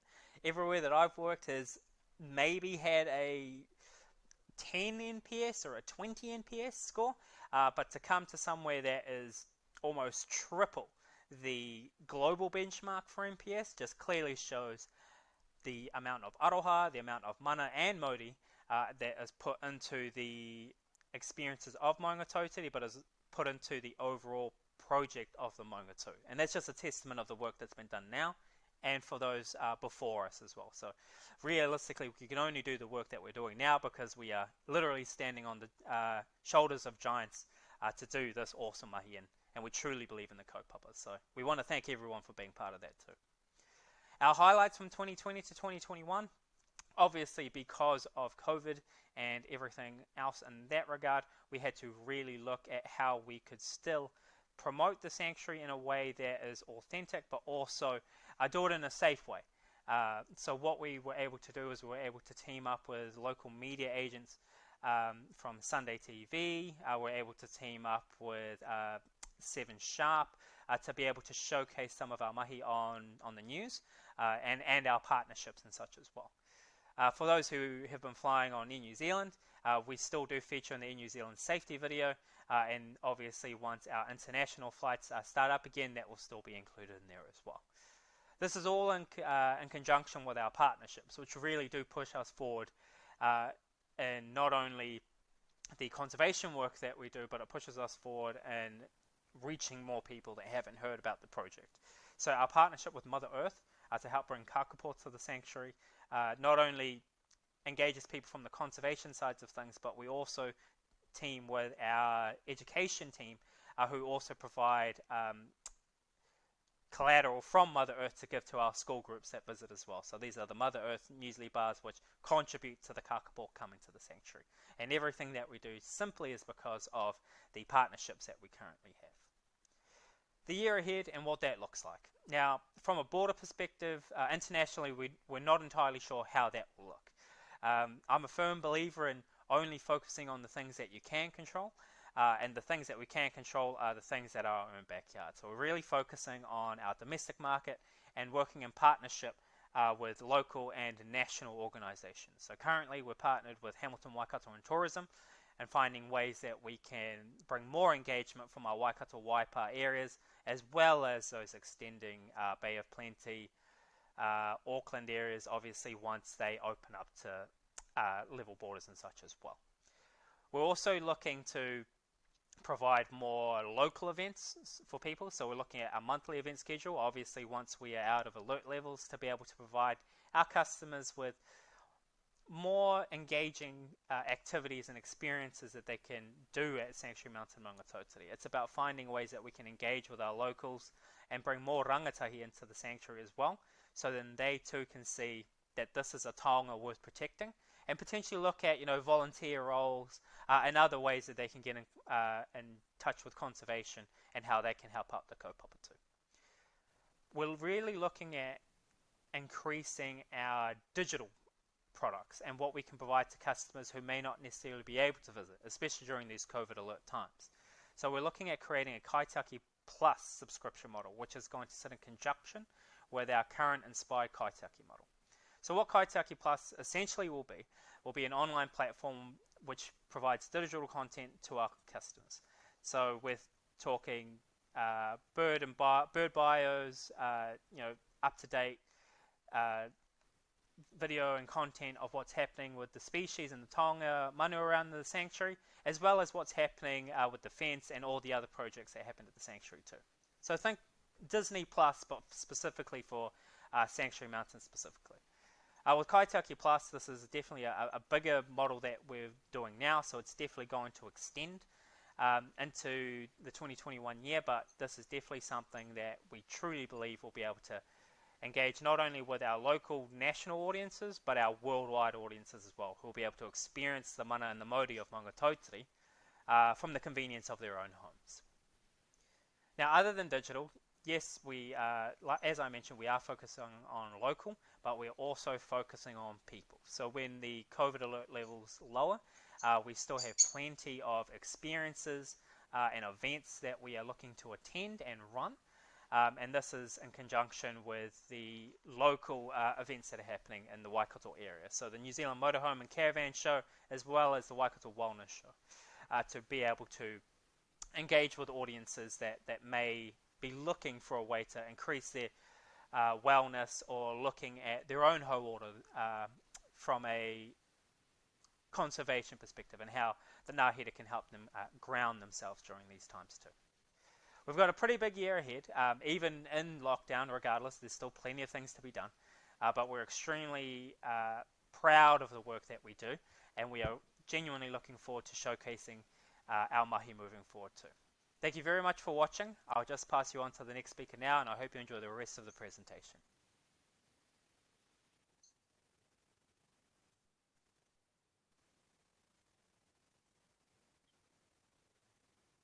Kia ora, ko Warwick Puraho, ko Maungatautari te Maunga, ko Waititi North te Awa. I live down on Oreopanga Road and have been involved in the project since about 2004 when I moved into the area. I joined the team in January this year as on-call cleaner, guide and educator. And since then I've progressed to become a ranger, reporting analyst and educator. So I want to chat about our cadetships. Recruitment and retention of good people is an ongoing issue in Aotearoa. So to solve this, Sanctuary Mountain Maungatautari started a korero with Tuatara, a polytechnic based in the Bay of Plenty. They run a variety of courses, including a level 4 certificate in conservation. The result was a pilot cadet program, and I took the role of cadet coordinator in May to develop this relationship. We had 4 cadets work with us 3 days a week, May to September. And you can see in this photo, Owen, one of our rangers, briefing them. And we had Scott from Canterbury, 2 Sams, one from Auckland, one from Tauranga, and Caitlin from Hotwater Beach. And James, the head ranger, did a great job of allocating them work alongside the rest of our rangers. So I was basically coordinating the relationship.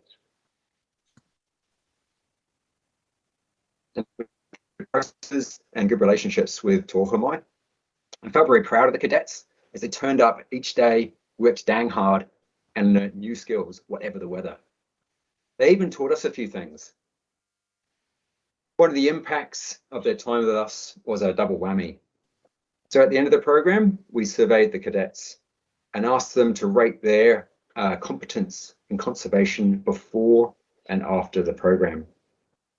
And this graph that you can see shows on the vertical axis level of competence, with 5 being high, 0 being low. And it shows what they felt their competence was in conservation work before in the blue and after in the red. And it shows that they all improved in their skills and they gained tons of experience. And the result of that diligent mahi was a healthy maunga. They really helped us in a variety of things on the maunga. So our future initiatives, we're going to be employing 4 new rangers. They start in the next few weeks through the Jobs for Nature funding. And they'll be employed with opportunities for further study. So it's great to be able to say that 2 of these rangers that we're employing are actually 2 of our cadets. So it shows a real good flow on from the cadetship through to jobs with us. So thanks for your time.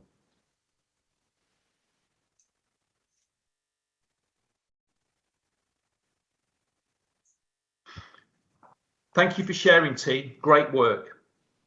Our sustainability hinges on the success of our partnerships.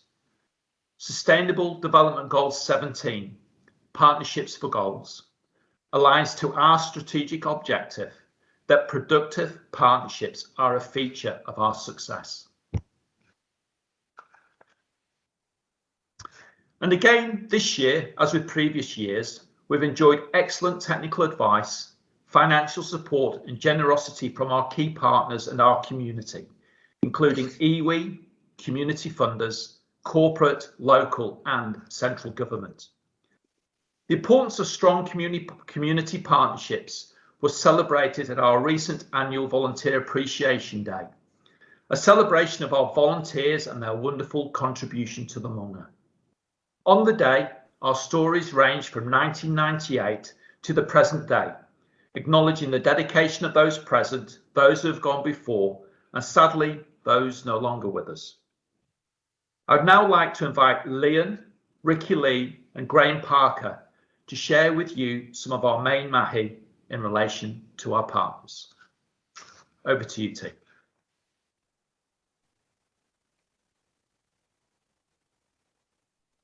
Leon Bucket, Toko Ingoa.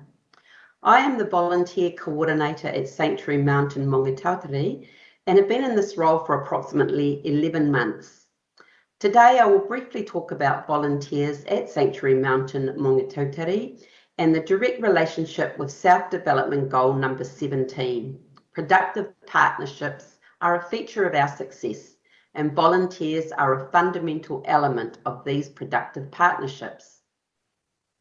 The goal of connecting communities is to form partnerships that benefit all who are involved, to strengthen the broader community and to provide opportunities to make a real difference. Volunteers bring with them a diverse range of skills, experience and knowledge.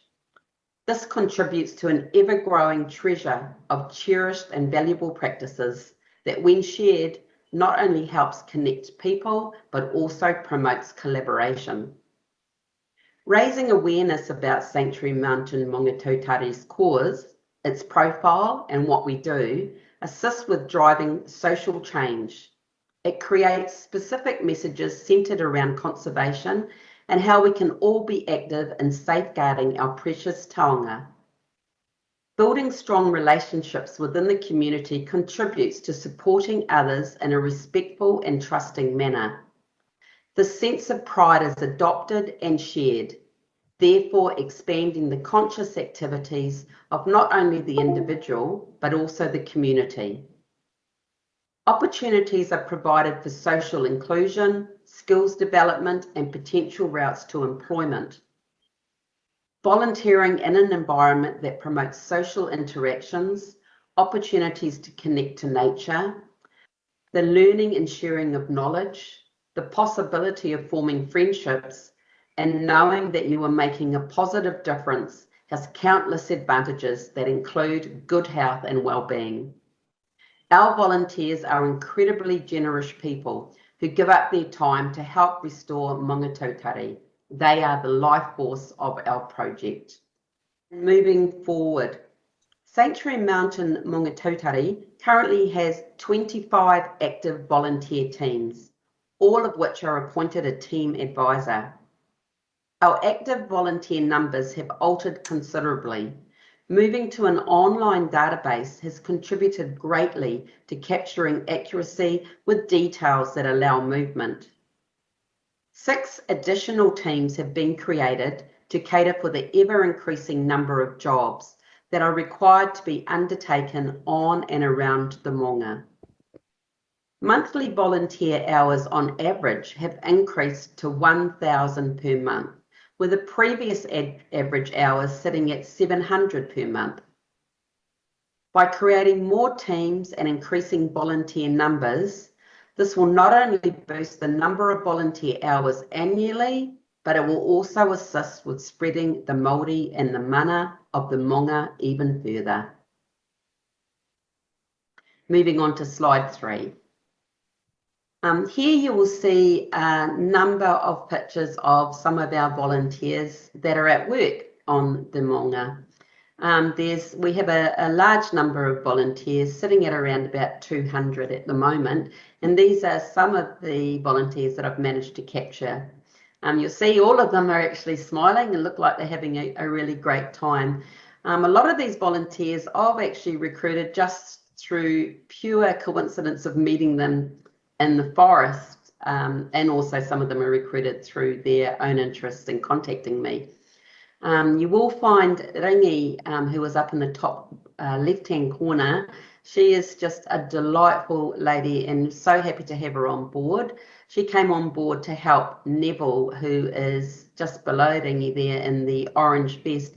He was maintaining the grounds around the BC Visitor Centre all by himself. He was mowing the lawns, attending to the plants, and generally just getting in there on his own. And Ringi came along and she's assisting him now. Ringi also has brought with her raunga skills, and she's been taken on board as a guide, so it's really fantastic. We've got Bill there with the hat on that's in the picture next to Neville, Ringi and Claire. I met him in the Southern Enclosure one day and he came on board straight away. He is an electrician and he's been snapped up by our staff to undertake various other roles. His mother also donated a lawnmower immediately after Bill came on board. At the top of the picture there, you'll see 5 ladies. This is actually, that's actually me in the middle. And this is a team of ladies, that a new team, the Takahe Taka team, who have come on board to take care of the grasses and the shelter for the takahe in the wetlands. And this has been a really successful, creative team and really enjoyable. I'll just move to the group of men that are in the middle of the picture. These are Filipino, and they came from a Filipino brotherhood. They work at Waikeria Prison, and they've come on board to help out with the track cutting. Ruth over on the far right there, she's a German lady, come on board initially as a visitor host and is now a guide. You'll see there's a range of ages as well. Our youngest volunteer being 16, he's fully supervised by his mother in the planting and weeding team. Our oldest volunteer sitting at about 85 years of age. So it's just fantastic having these volunteers on board. I really enjoy talking to them, interacting with them and learning all about sharing their knowledge. They are, in fact, a ray of sunshine and when they come on board. So a survey conducted in March 2021 has shown a 92% satisfaction rating from the volunteers. And this is great news because happy volunteers mean they are inspired kaitiaki who are sharing Sanctuary Mountain Maungatautari's vision. Thank you so much for your time.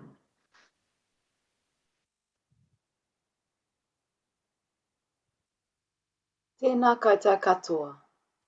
Ko tēnei taku pepeha poto ki te taha o tōku māma. Ka tangi te titi, ka tangi te kaka, ka tangi hoki ahau, tihei mauri ora. Ko tāwhiu au te maunga, ko rangatahi te awa. Ko tainui te waka, ko Ngāti Manawa te iwi. Ko ngai toko waru te hapu, ko tīpapa te marae. Ko tangi haruru te whare tūpuna. Ko takuate te whare ora. Ko Ricky Lee tōku ingoa. Kei te noho au ki Arapuni. Kei te mahi au ki Maungatautari. Hi, my name is Ricky Lee and I am the Visitor Services Team Leader. A new part of my role is cultural advocacy, created through the support of Te Puni Kōkiri and the Trust. This role focuses on the promotion of mātauranga Māori, or knowledge gained through a Māori worldview. And these are the guiding principles I'm proposing we incorporate into this mahi. However, I would love your feedback. The following 5 kaupapa or guidelines are manakitanga, or mana enhancing behaviour. Rangatiratanga, the ability to lead and unite people. Te reo Māori, our taonga tuku iho, and where we derive tikanga or custom. Wairuatanga, the spiritual dimension, and where concepts like mana and mauri manifest.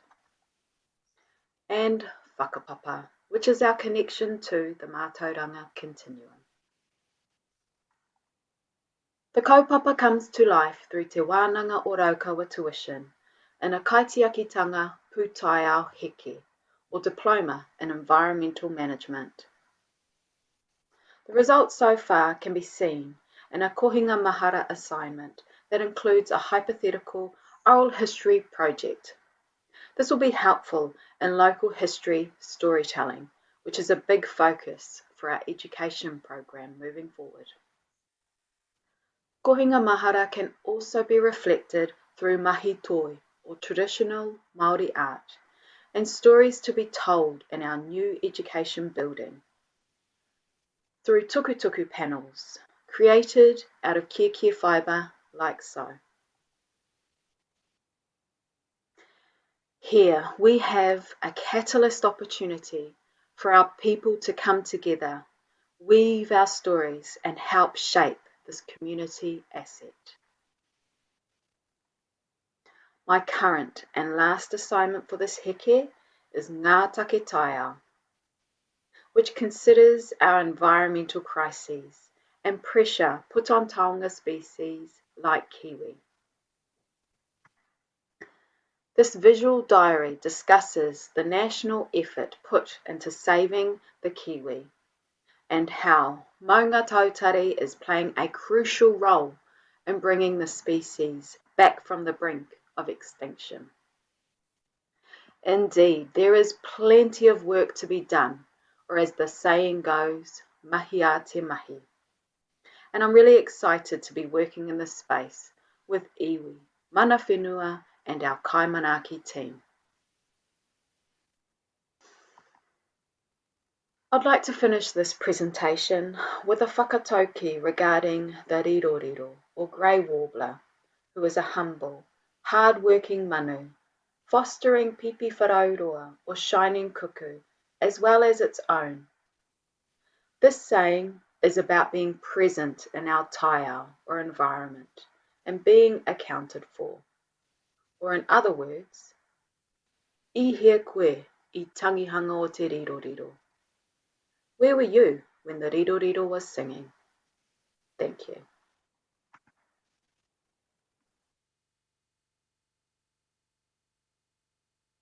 My name is Graham Parker. I'm a trustee for MEIT and also a member of the governance group for the Maungatautari to Pirongia Ecological Corridor.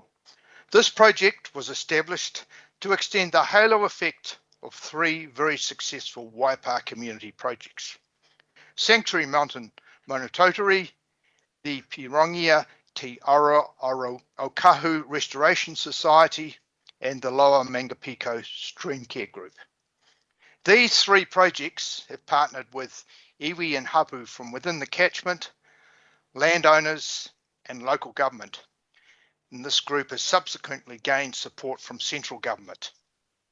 And so now, the why, the very important piece. Why are we doing this? We are doing this to create a partnership to link the 2 mauna. A partnership that will link us environmentally. We know what that means. Also culturally, this corridor has significant cultural sites along it. These predate the times of the New Zealand Wars over 160 years ago. And also, importantly, economically, the river catchments encompass fertile and agriculturally valuable land. The project will assist farmers on their personal journeys of understanding of the environmental value of their land alongside its economic value, both today and for future generations. So where are we going? Through engagement with landowners, mana whenua, and stakeholders, we plan to create a series of stepping stone habitats along the length of the Mangapiko stream, from its catchments on Maungatautari to the Waipa River, some 40 kilometres, joining the Waipa just north of Pirongia Township. And also to create a similar corridor along the Ngāpa e Rua stream, which flows from Pirongia Maunga down to the Waipa River.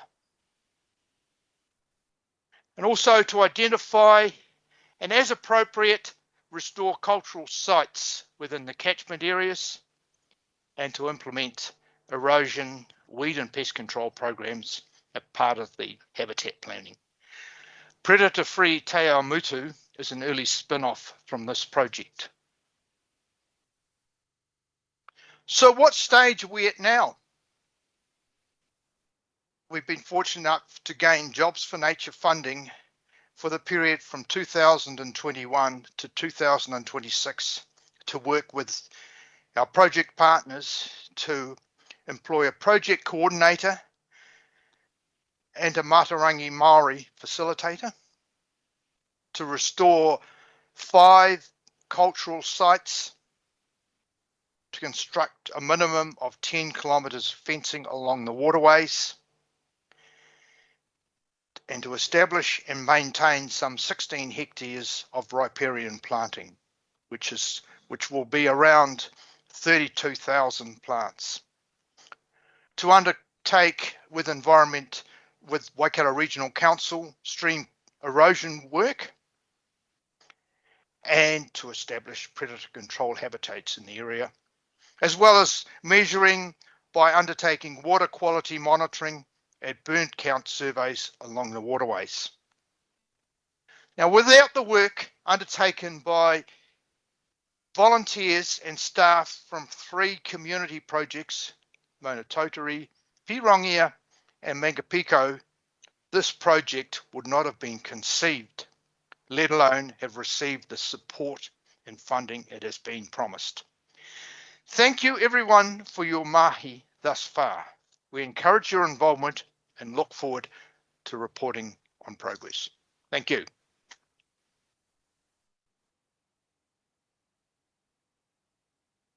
Thank you, team. Tonight we have shared with you how our partnerships have brought exciting opportunities. The Jobs for Nature programme secured funding for 4 additional rangers. Te Puni Kōkiri funding has supported our cultural advocacy mahi, and our Memorandum of Understanding with Toyo Homai providing work experience and education for our cadet rangers.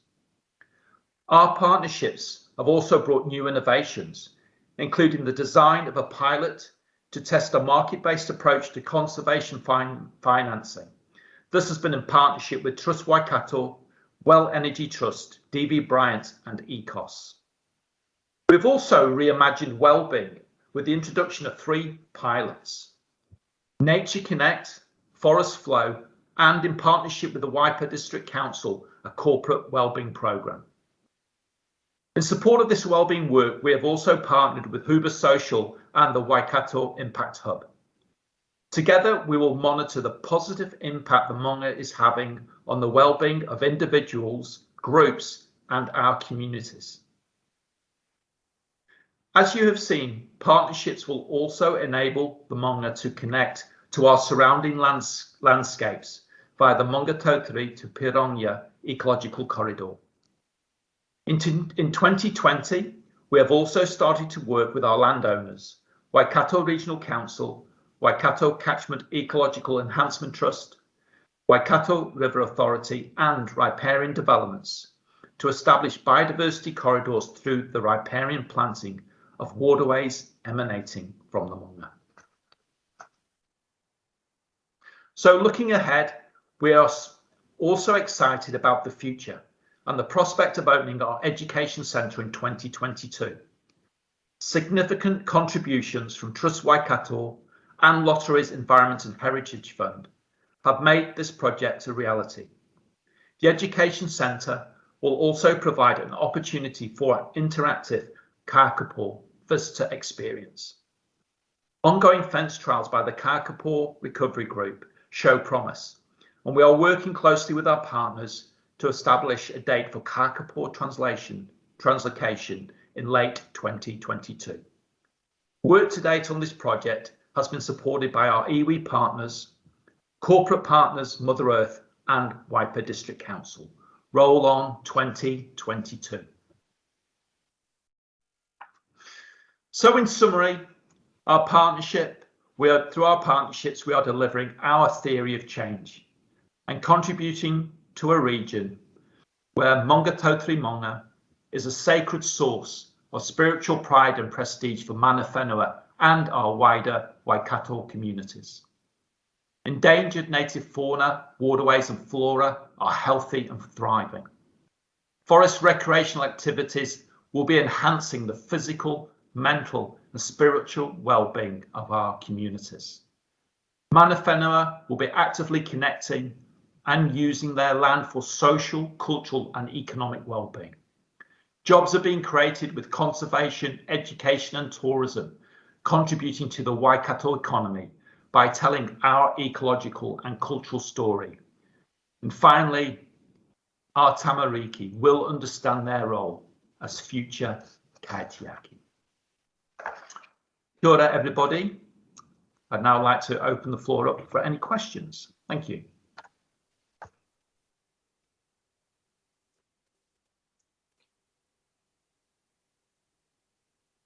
Freeman, I think before there's any questions, I just want to say ka pai. Wow, what a team. What an amazing team. Multiple deliveries. Great, passionate team of inspired kaitiaki.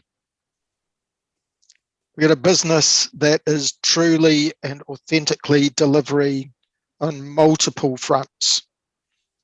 It's growing. And I am also reminded of the fact that it's a complex business, but it's in great hands and it's in great heart. I'd have to say I don't see any questions in the chat. So anything that I've missed there, Freeman? If that's the case, as time is passing us, we have a recommendation there that the co-chair's report and the chief executive's report as presented be accepted, which I'd be super proud and honoured to move. I need a seconder.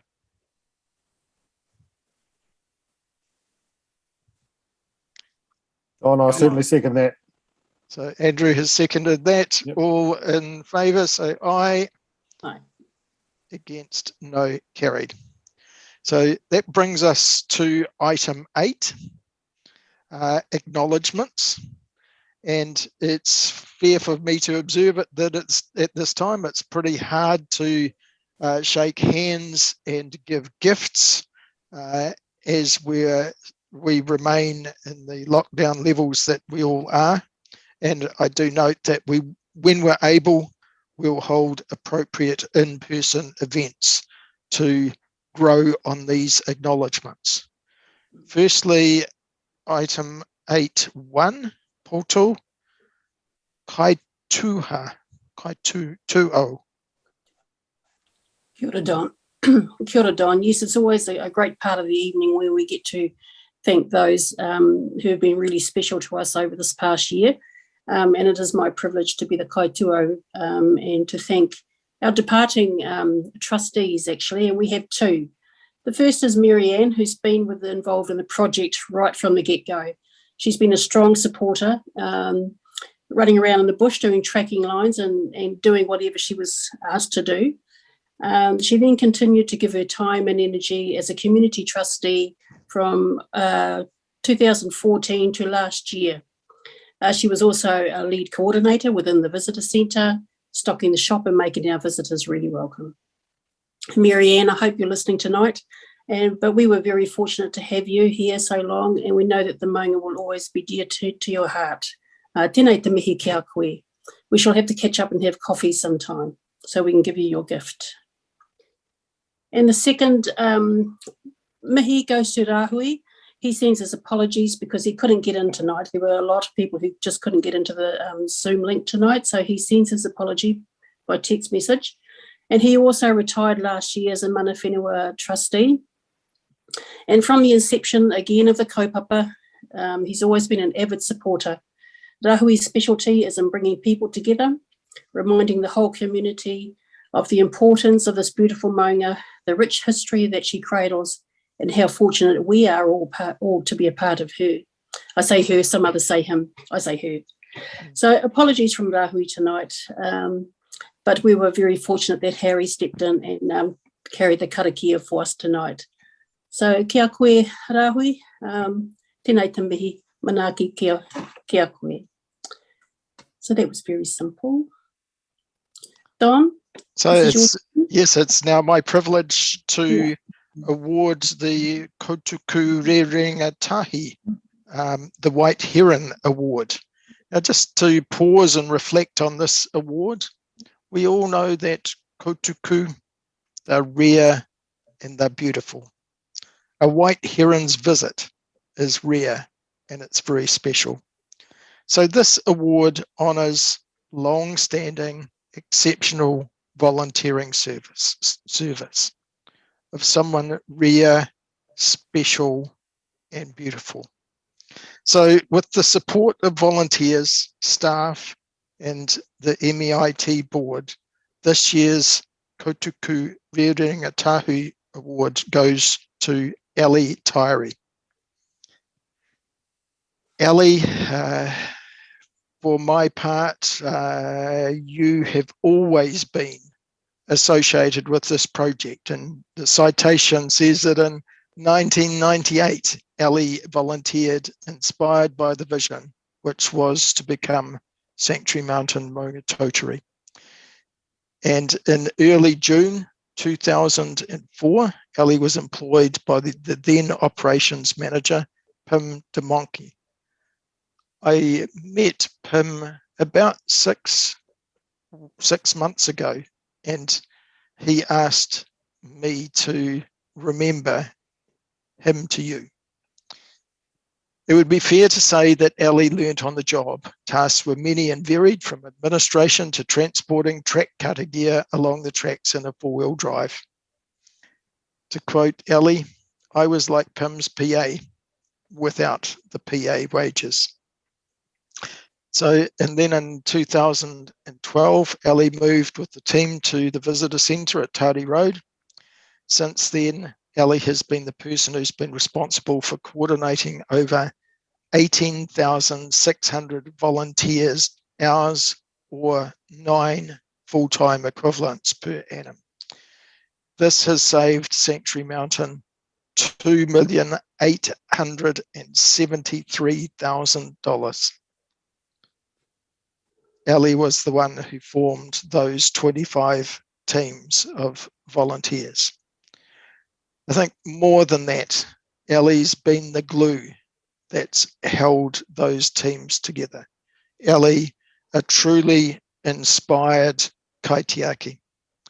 And as I've looked beyond that, I see that in late 2017, Ellie was awarded a Kiwi Bank Local Hero Award for the Waikato.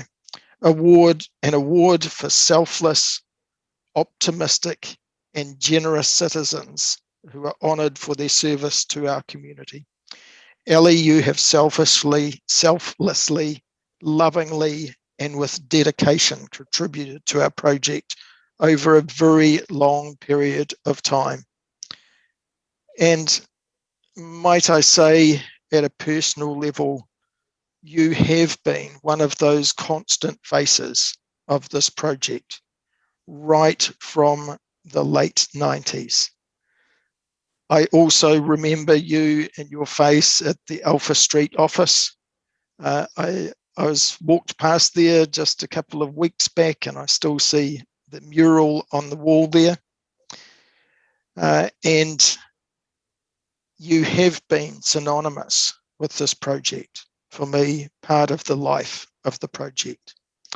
And not many people will know, but Ellie was also a special mentor to my son when during university holidays, he was between jobs and he wanted a job, which I very quickly organised with Ellie to provide him.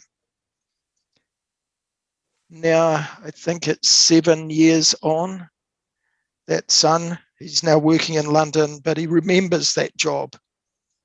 I still remember his Facebook post from his second day on the job. Best job in the world. Sad about the pay. Ellie, you are a rare and beautiful contributor to Sanctuary Mountain. You are a truly deserving recipient of our Kotuku Rangatahi Award. Thank you for your service.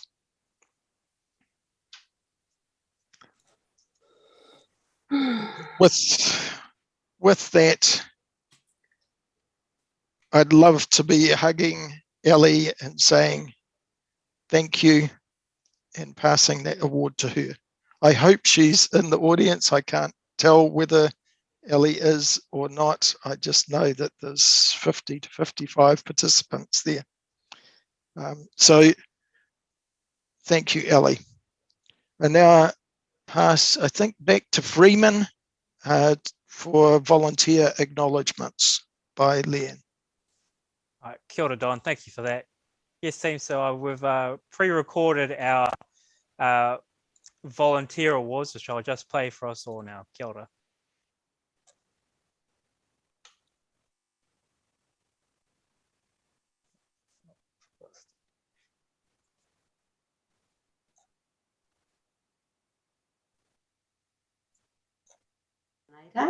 I'm about to actually read out some names according to long-term service.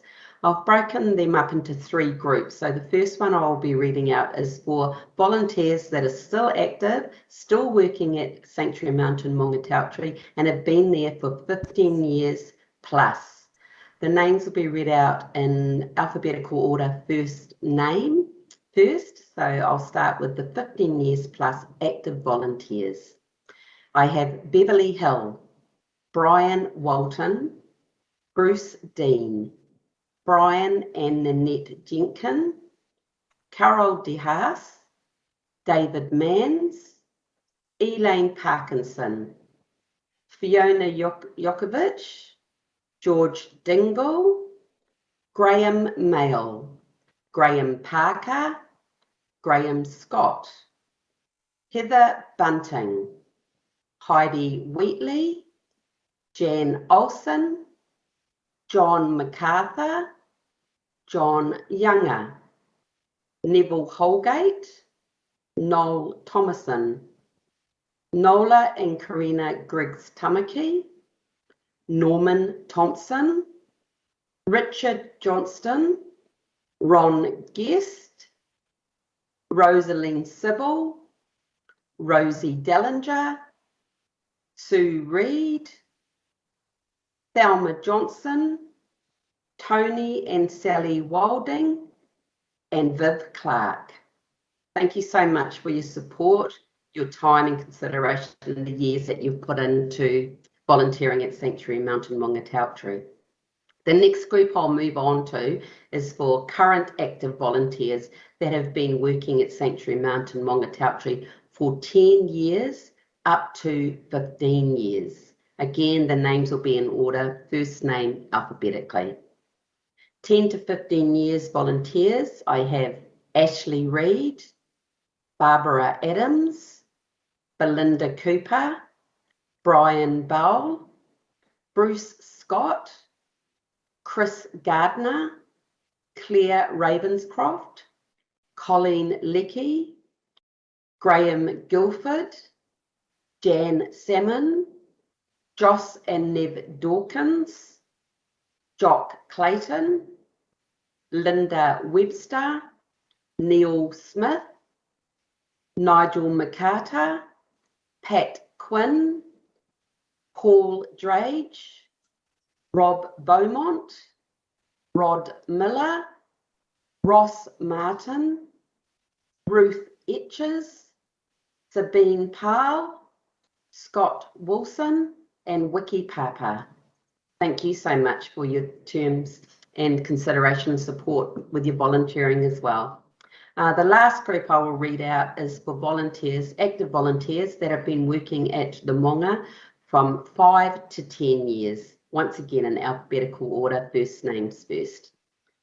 Ardua Jeremiah, Bill Brocklebank, Brian and Sandra Hunter, Brian Gordon, Bruce Walker, Colleen Gordon, Don Scarlett, Errol Tom, Janet and Robert Gillespie, Kate Mulligan, Linda Just, Neville Hollins, Rosemary Holland, Russell Easton, Steve Cooper, Sue Delarue, Bonnie Powell, Warren Hick, Warwick and Kirsty Brewer, and Wayne Strawbridge. Thank you so much for the time and support that you've offered to the Manga also. I'd like to also finalise these lists with advising you that there may possibly be volunteers that have been missed out or the information may be incorrect. This is just due to the information that I've been provided. Thank you so much once again and enjoy your evening.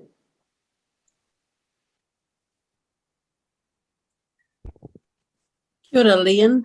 What a wonderful tribute to all the volunteers, and a special thank you to everyone who's tuned in tonight, those who could get in to listen to the our AGM report and share in our combined success this evening.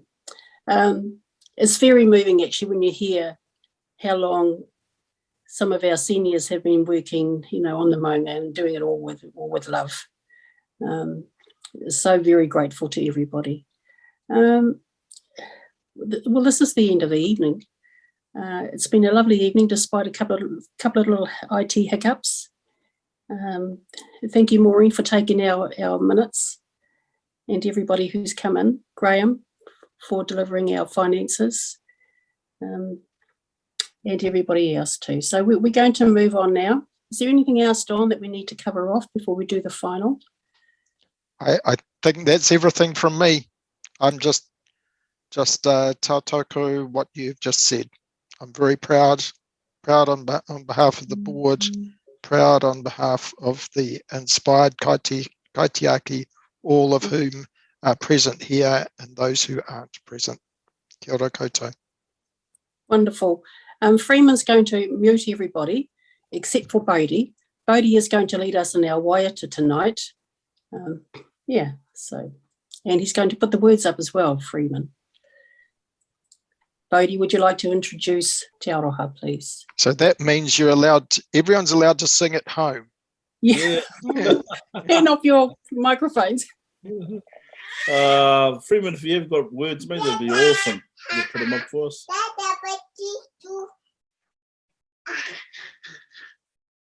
If not, Kate the Bite. This is my beautiful wife, Te Aroha, and another descendant from Maungatautari, and she'll lead us in our waiata tonight. I think Harry, is Harry still here? Waipoto? Kei ko nei tonu? Yeah, okay. Mawa e tuku karakia. Ai? Ai, kapa. Yeah, let's see.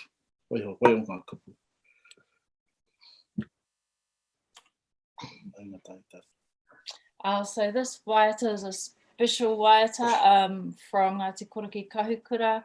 I always remember one of our nannies singing it back in the day, Nani Mai.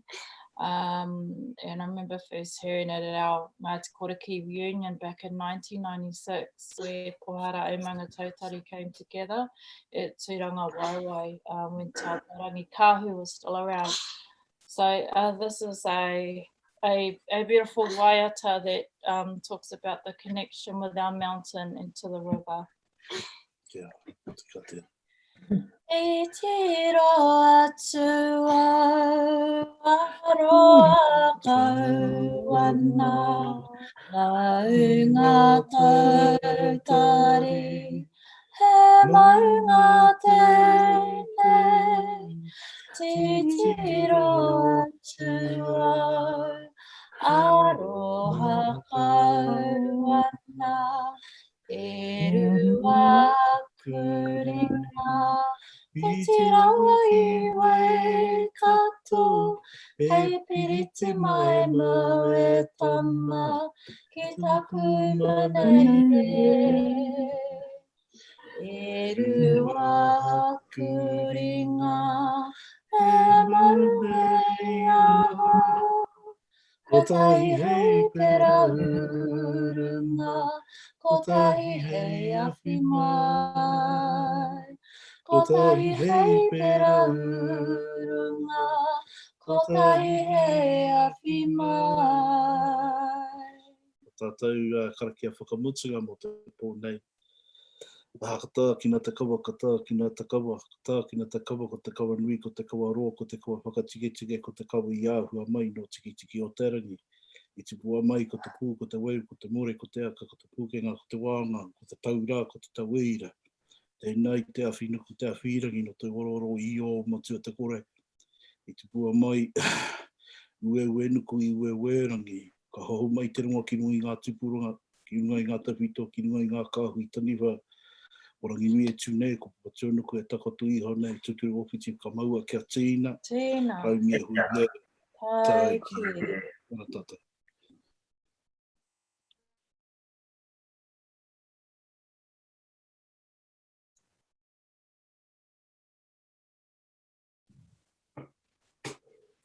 Well Ka done. kite anō.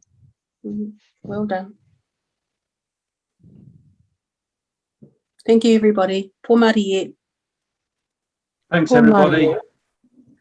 Ka kite anō. Ka kite. Kite, thank you. Kia ora whānau. Thanks for joining in this evening, and a recording of the presentation this evening will also be put on our website as well. Kia ora te whānau. Thanks for listening.